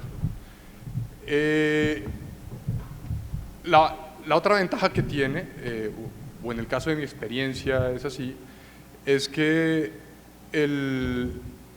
no tengo que sufrir todo lo que acaba de contar Iria. Yo todo lo veo desde el escritorio, ¿sí? Pero no por eso hago menos conciencia de lo que significa la construcción de una película en todas sus etapas.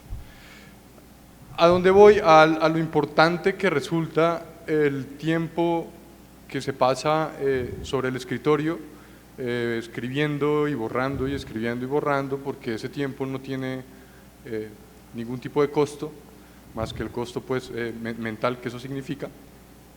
Pero es ahí donde se gestiona todo lo que además va a ser posible más adelante. Si sentimos prisa, si sentimos como apuro por salir a filmar, muchas veces puede ser que salgamos a filmar una cosa que no está terminada. De hecho, el siguiente proyecto, el proyecto que estamos ahora cocinando, se empezó a gestar antes que antes del olvido. Pero afortunadamente, y eso no lo vimos en su momento, no se pudo filmar porque le faltaba tiempo de cocción, le faltaba tiempo en el horno todavía. Y muchas veces yo me encuentro yo también soy maestro, y muchas veces me encuentro con muchos colegas y muchos alumnos y mucha gente joven que me dice: yo quiero escribir una cosa en 15 minutos como hace Woody Allen encima de las piernas y salir a filmar. Y sinceramente creo que eso no es viable. O sea, el tiempo del cine, si bien se está cortando los tiempos de producción, debemos hacer cada vez más conciencia de los tiempos de creativos, de planeación y de escritura. El cine hoy se puede hacer con un celular, pero no se puede hacer sin buenas ideas, y las buenas ideas solamente suceden después de horas y horas y meses y años de escritura. Eso no hay un truco, no hay otra solución, no hay manera de hacer las cosas más rápido.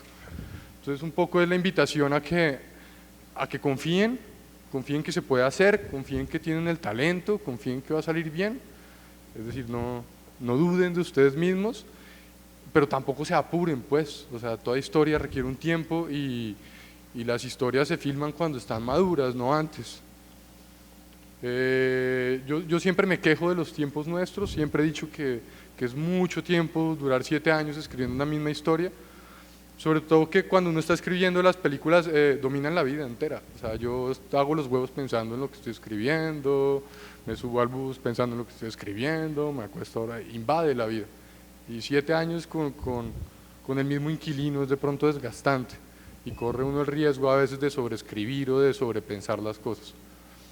Pero lo que es un hecho es que la vida me ha demostrado ahora con el tiempo que ese tiempo es necesario también para que los personajes estén en su sitio, para que las escenas estén en su sitio, para que los diálogos estén en su lugar. Asalto al cine está hablada en mexicano y con un sonido un poco difícil, entonces seguramente se perdieron muchos de los detalles de las conversaciones, pero todo está puesto, analizado y recontrapensado hasta el cansancio, y creo que es lo que hace que las cosas pues fluyan, que la película corra.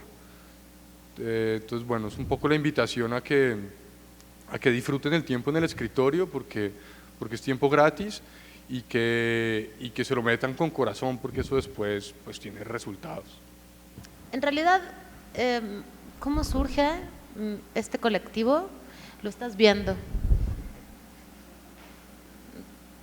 2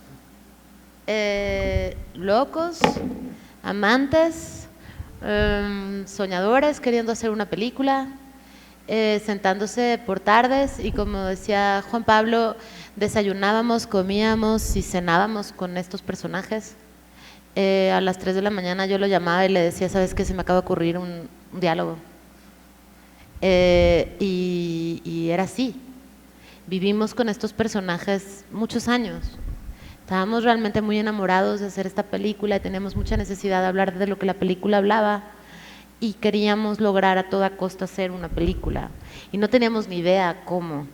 Y entonces nos pusimos a hacer algo que no nos dijeron, que cuando empezamos a estudiar cine nadie nos dijo que parte de hacer cine es dedicarte a hacer carpetas de producción para meterlo a los fondos. Y es horrible, es espantoso. O sea, yo no me imagino a Godard haciendo un texto del director y 40 sinopsis sobre su… ¿Por qué nosotros sí? ¿O por qué yo no puedo hoy, por ejemplo, presentar un guión que sean 40 páginas a renglón seguido? O sea, un argumento en primera persona. Solamente se lo aceptan arraigadas, pero a los demás no, porque las reglamentaciones en los fondos dicen que tiene que ser un guión tradicional, que en realidad es una forma de escritura que tiene que ver con la industria, para que para el productor y el asistente de dirección se pueda meter al programa del Movie Magic y entonces hacer un plan de rodaje y un plan de producción. Pero no tiene nada que ver en realidad con formas creativas. Puede ser que te funcione, digamos, esa forma de hacer guiones, pero puede ser que no. Y que quieras hacer una película de 45, ahorita estoy editando una película de Julio Hernández que son es un guión de 21 páginas, a renglón seguido, es como un cuento. Y ya la filmó. Y pues es Julio Hernández, ¿no? Entonces, digamos como que no teníamos ni idea y nos pusimos a hacer carpetas y metíamos como 20 o 25 carpetas al año y recibíamos 24 nos y tal vez un sí. Y con eso sobrevivíamos para seguir desarrollando la película. No eran sís de producción, sino sís de desarrollo. Y entonces la película, bueno, tuvo una cantidad de premios de desarrollo, pero no porque ay, qué buena cineasta soy, sino porque se pasaron demasiados años y le neciamos muchísimo. Nos metíamos de verdad entre 25 y 30 carpetas al año. Hasta la fecha lo sigo haciendo, es parte de mi trabajo, es eso. Estar buscando recursos por todos lados, por todos los caminos, por todos los rincones del mundo. Y soy una experta carpetista, o sea, soy cineasta, carpetista y mamá, digamos, básicamente a eso me dedico. Entonces éramos, digamos, la historia un poco es que éramos nosotros dos con ganas de hacer, y luego en el camino nos fuimos encontrando colaboradores realmente magníficos, que con Antes del Olvido ya se solidificó mucho este equipo de trabajo, y entonces es mi directora de arte, que como les decía es colombiana, Juan Pablo, uno de los músicos que trabajo con él, que también es colombiano, Roca, Sebastián Roca, que seguramente lo reconocieron en la película, que compone para mí, que es un privilegio, o sea, las letras son para la película, no es que me dé sus canciones, sino que realmente nos metemos a la lírica y a la narrativa, y ha sido una experiencia muy linda trabajar con él.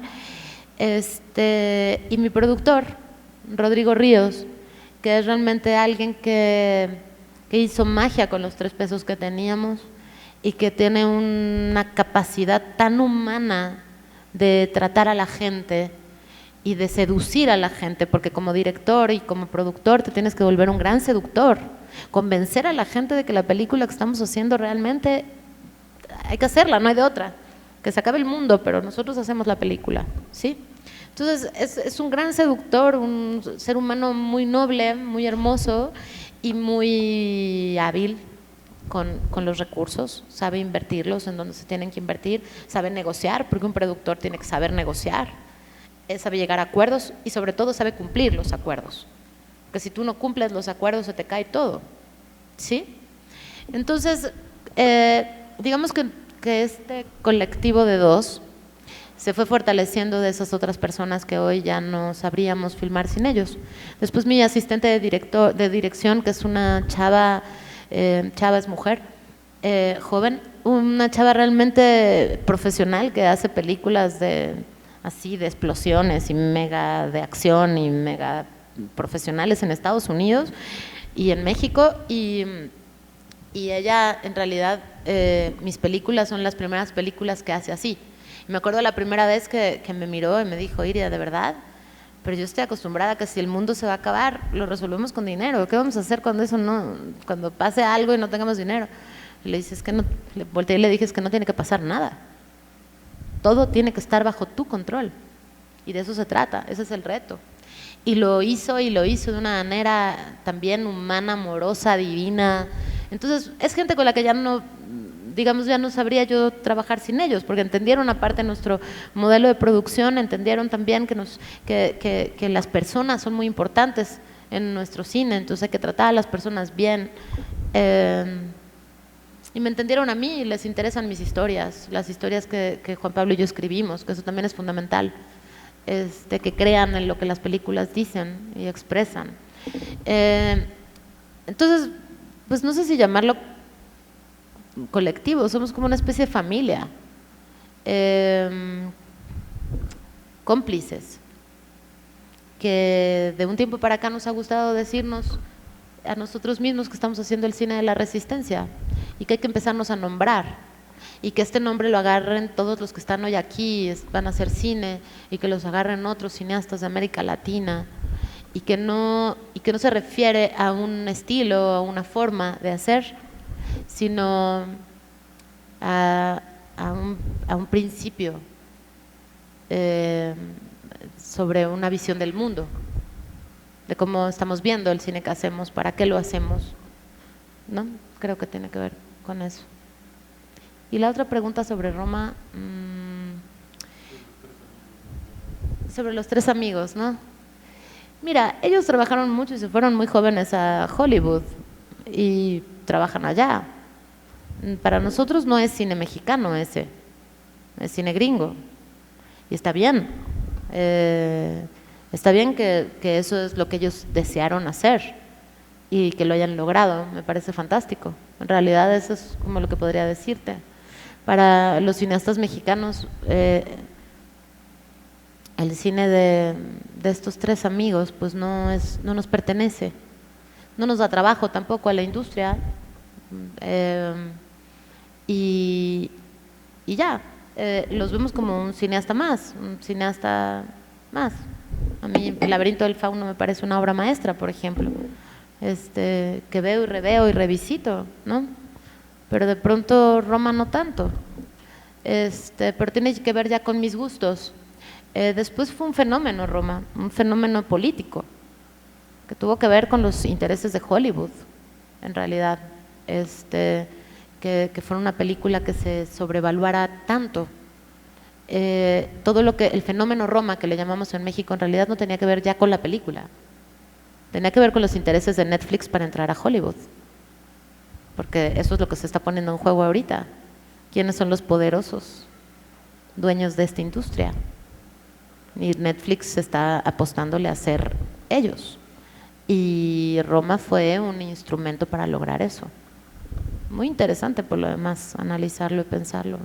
Podríamos tener una larga plática al respecto. ¿Alguien más?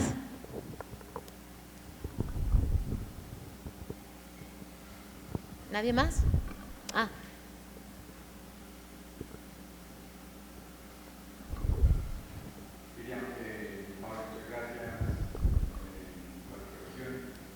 Yo quería preguntarte dos cosas, porque lo que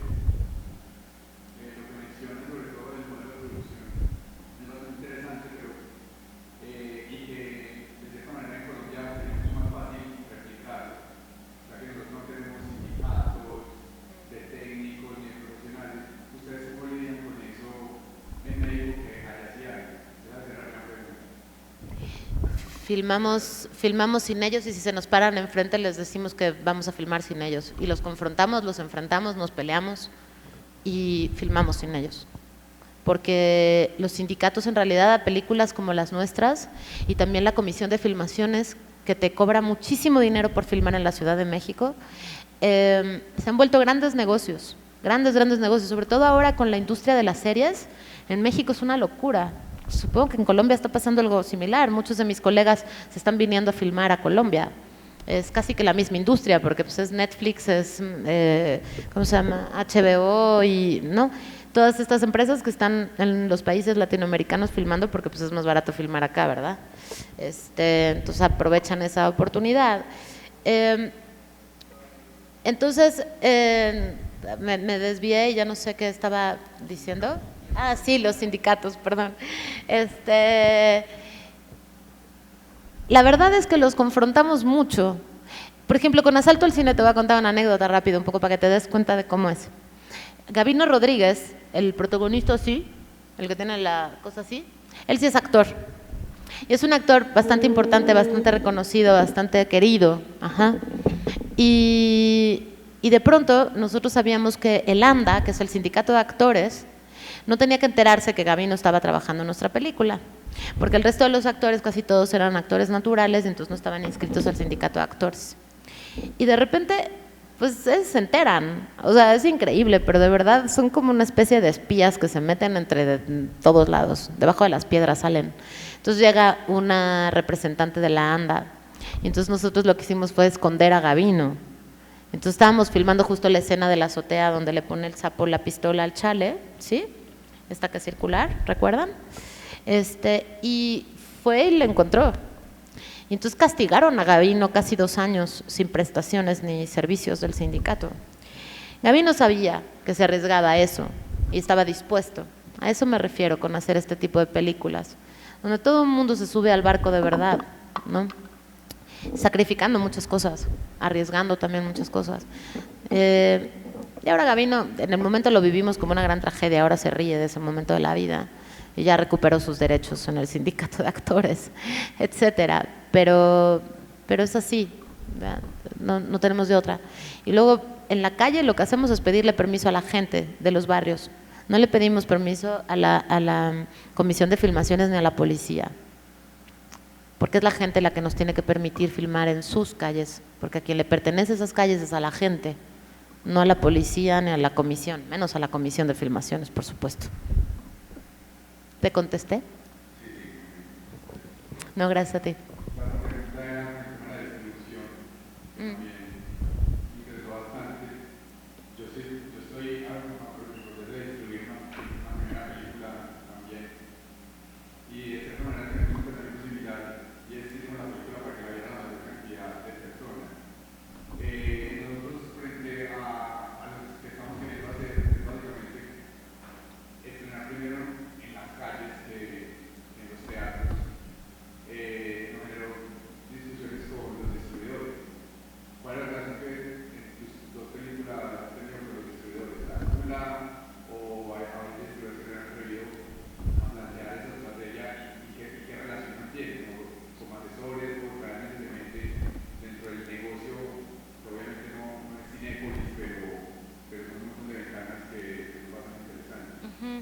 Mira, con Asalto al Cine, lo que pasó con Asalto al Cine es que llegó a Sundance mismo antes de que yo me imaginara que podía llegar a Sundance. Fue una sorpresa muy grande, pues llegar a un festival de esa naturaleza que entran 20,000 películas al año a selección y seleccionan nada más 20. Es un festival aparte que yo admiro mucho porque le apuesta a la diversidad de miradas. Entonces, de pronto que nuestra película estuviera ahí era como una especie de regalo a todo ese esfuerzo de tantos años, no sé, fue increíble. Entonces, en Sundance lo que nos sucedió es que llegó un agente de ventas muy grande, gringo,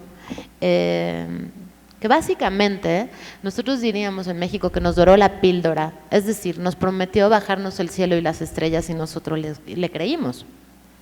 Era, wow, Sundance, y ahora llegan estos gringos de Shoreline Entertainment a decirnos que van a distribuir nuestra película en todo el mundo y vamos a hacer mucho dinero.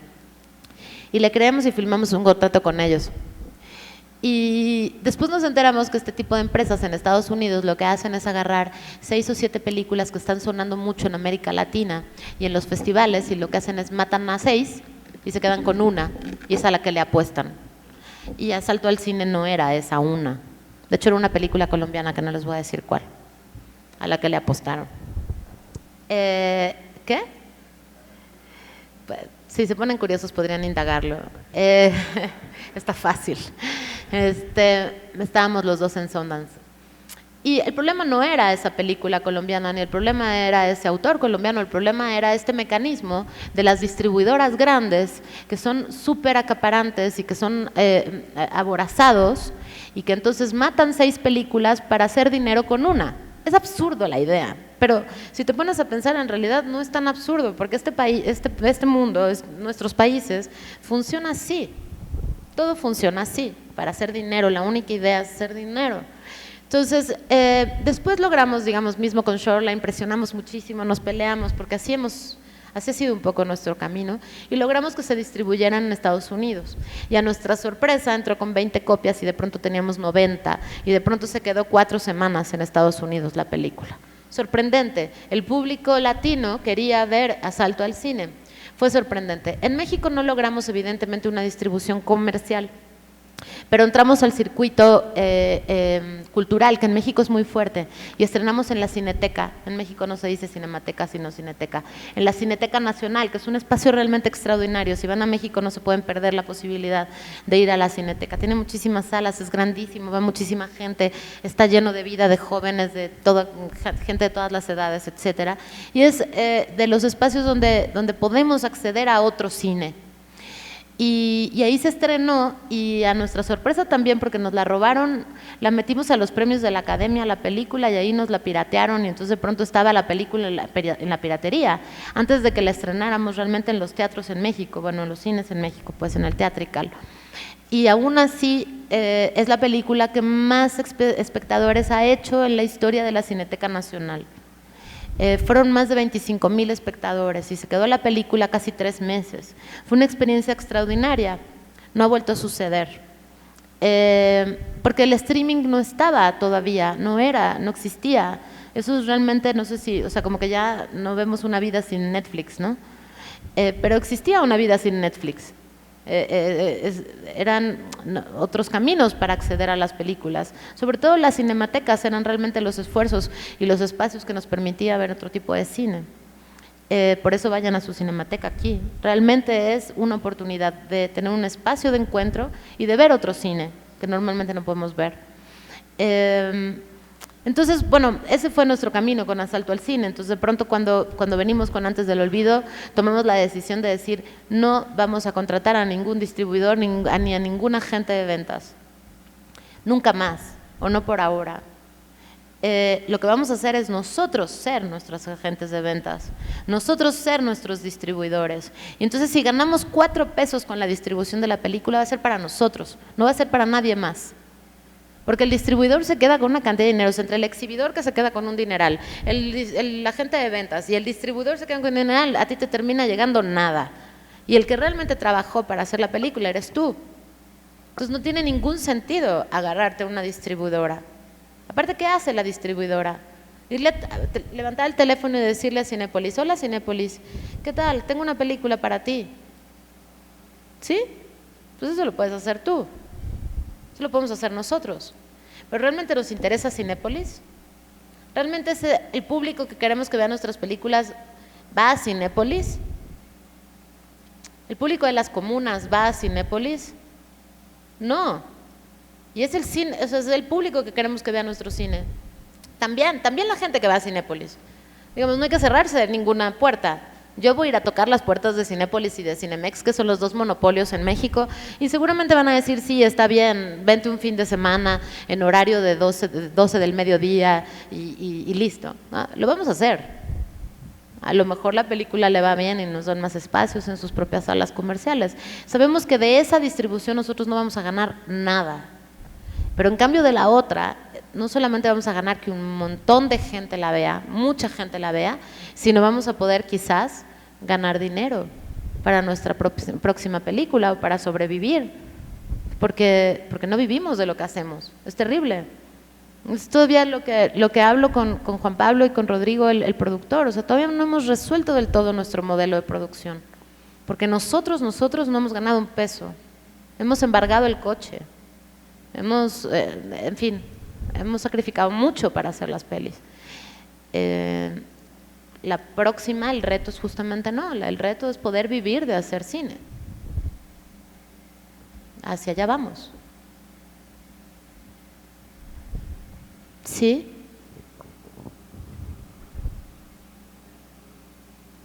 Bueno, primero quería felicitarte pues, por la conferencia, estuvo muy completa, muy interesante todos los datos y todas las historias que nos contaste alrededor de tus películas.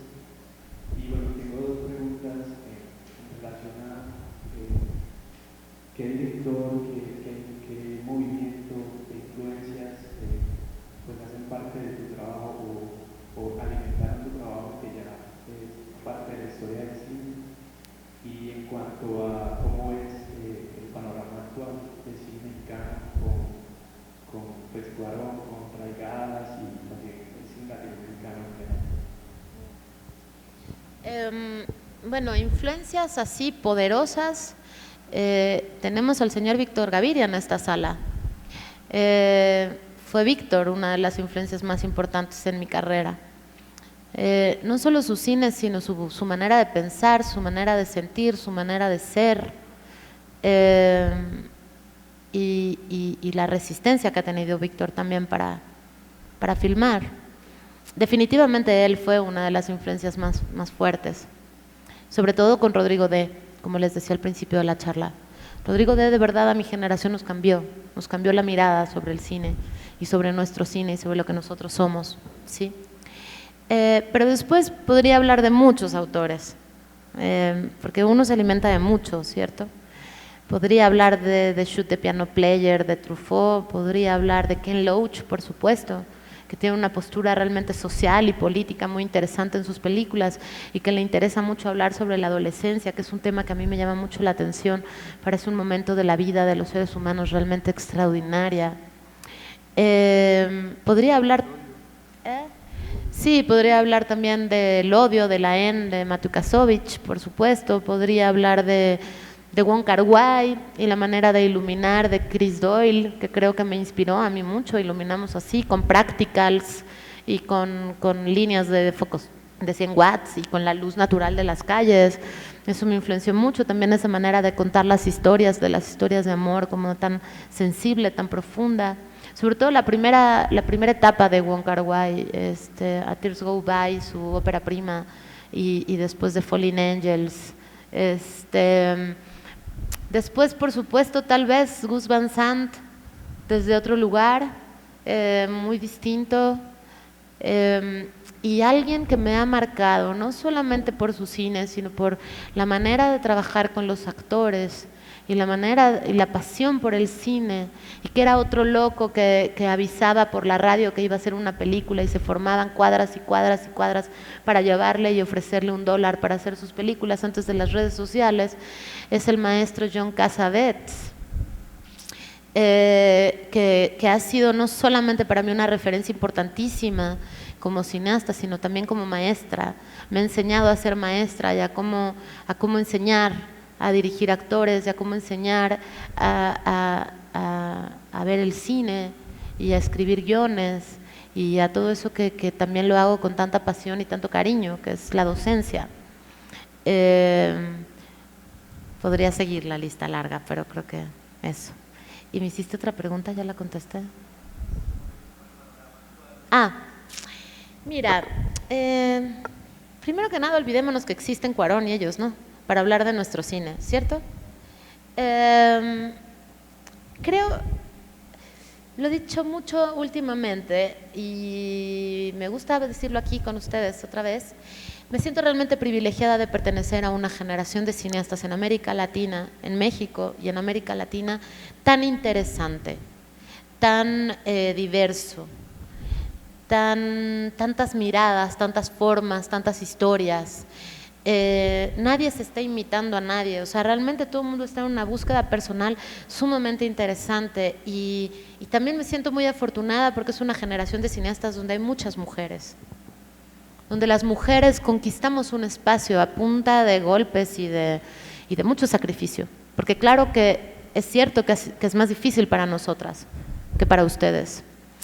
Y ahorita hay muchas mujeres haciendo cine, documentalistas y de ficción y que realmente se están posicionando en el cine latinoamericano. Y podría darte muchos nombres en Colombia, y yo creo que el cine colombiano me ha acompañado porque hemos crecido juntos en los festivales. O sea, yo conozco a Ruiz Navia, por ejemplo, con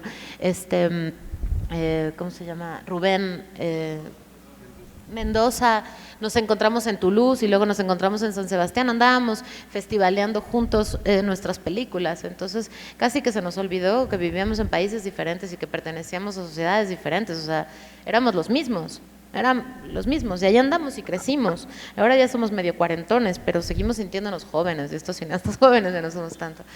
Pero podría darte muchos nombres en México de grandes cineastas, o sea, Yulena Elaizola, Rubén Nimas, Matías Meyer, Michel Ipkes, muchos de ellos pertenecen a mi generación de la escuela, estudiamos juntos en el mismo salón durante 6 años.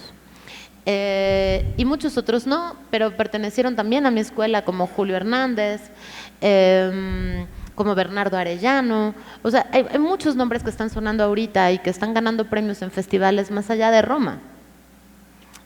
Roma nos vino a hacer mucho daño en ese sentido, porque de pronto parecía que solamente existía Roma. Y todos los que estábamos estrenando en ese momento, o sea, por ejemplo, un gran cineasta, Hari Sama, que valdría mucho la pena que lograran que viniera a darles un seminario aquí a Medellín, porque se van a conectar muchísimo con su cine. Aparte, se conecta muchísimo con Rodrigo D, curiosamente, en los 80, Un Mundo Punk, etcétera. Pero en la Ciudad de México, ¿qué iba a decir de Hari? Ya me cansé. Pero, sí, Hari Sama estrenó en Sundance, al mismo tiempo que Roma estaba estrenando. Pues no existió. Su película no existió, desapareció de la faz de la tierra. Y es mejor que Roma, desde mi punto de vista, por mucho.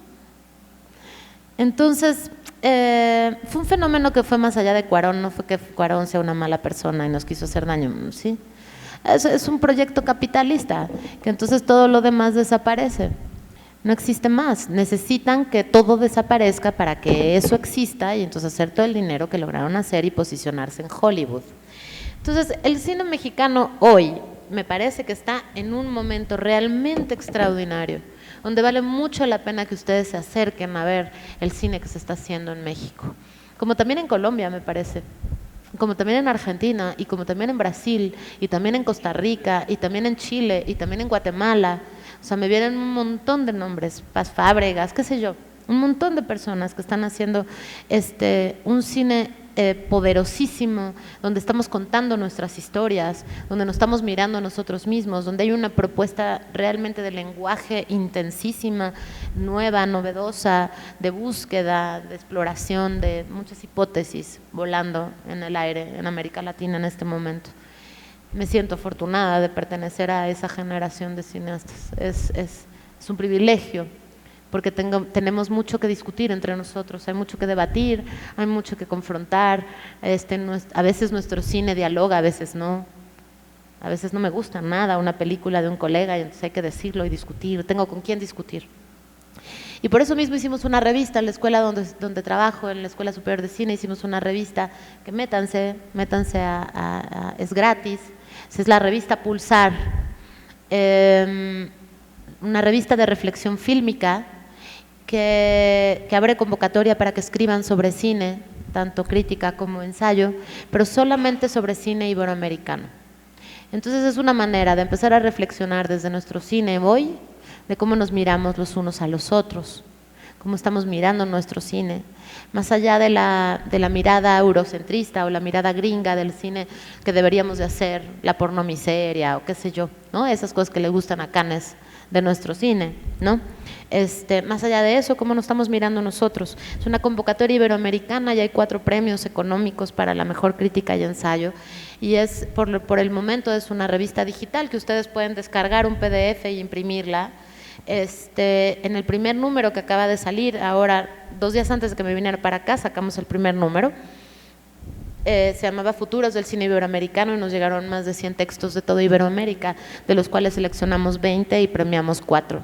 Así que están todos invitados no solamente a leerla, sino a escribir, y que realmente se empiecen a leer las plumas de Medellín, sería fantástico. Pero también que la lean, que la compartan, porque creo que es un espacio necesario, porque te enteras de películas que a lo mejor no sabes que existen, y estamos tratando de que en todos los números conseguir los links para que puedas meterte no solamente a leer la nota de la crítica o el ensayo sobre ese cineasta o sobre esa película, sino que también puedas ver la película, acceder a ella como un puente, digamos, sobre todo películas que no están ahorita estrenándose, ¿no? Películas ya más viejas, que ya pueden estar como en distribución gratuita en la revista y que puedes tú acceder. Entonces, bueno, son esos espacios como justo para reflexionar sobre el cine latinoamericano. Realmente, todos los que están aquí estudian cine, aquí, en esta escuela, ¿sí? ¿Sí? Son muy afortunados. Tienen una escuela no solo lindísima, sino que tienen la posibilidad de reunirse aquí, discutir y hablar con un montón de gente, y se tienen a ustedes sobre todo. Así que no se preocupen si no tienen luces, y no se preocupen si no tienen 4000 cámaras súper modernas. Tienen lo que necesitan, tienen un auditorio, una pantalla, unos maestros, una ciudad hermosa y a ustedes. Y están siendo parte de un momento muy interesante del cine de América Latina. Entonces espero que estas caras que hoy conocí, al rato estemos viendo sus películas y los estemos viendo en los festivales y esté llegando a México su cine. Y es muy probable que pase, si ustedes se lo proponen, porque es un momento muy importante para nuestro cine, de verdad. Más allá de lo que diga Cannes.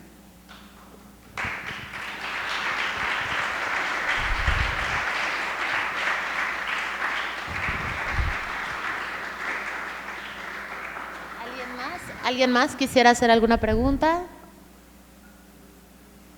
¿No? ¿Estamos? Ok. Igual yo voy a estar aquí un momentito más, si se quieren acercar podemos conversar. Nada, pues quiero agradecer de nuevo a Víctor Gaviria, que no solamente es mi maestro, sino ahora un gran amigo que quiero mucho, aprovechenlo. Tienen a un gran cineasta en su tierra y a un ser humano realmente muy hermoso. Quiero agradecer también a la gente de su escuela, y a la ciudad de Medellín, que me ha recibido bella. Así que muchas gracias por esa invitación, ha sido una experiencia realmente muy bonita.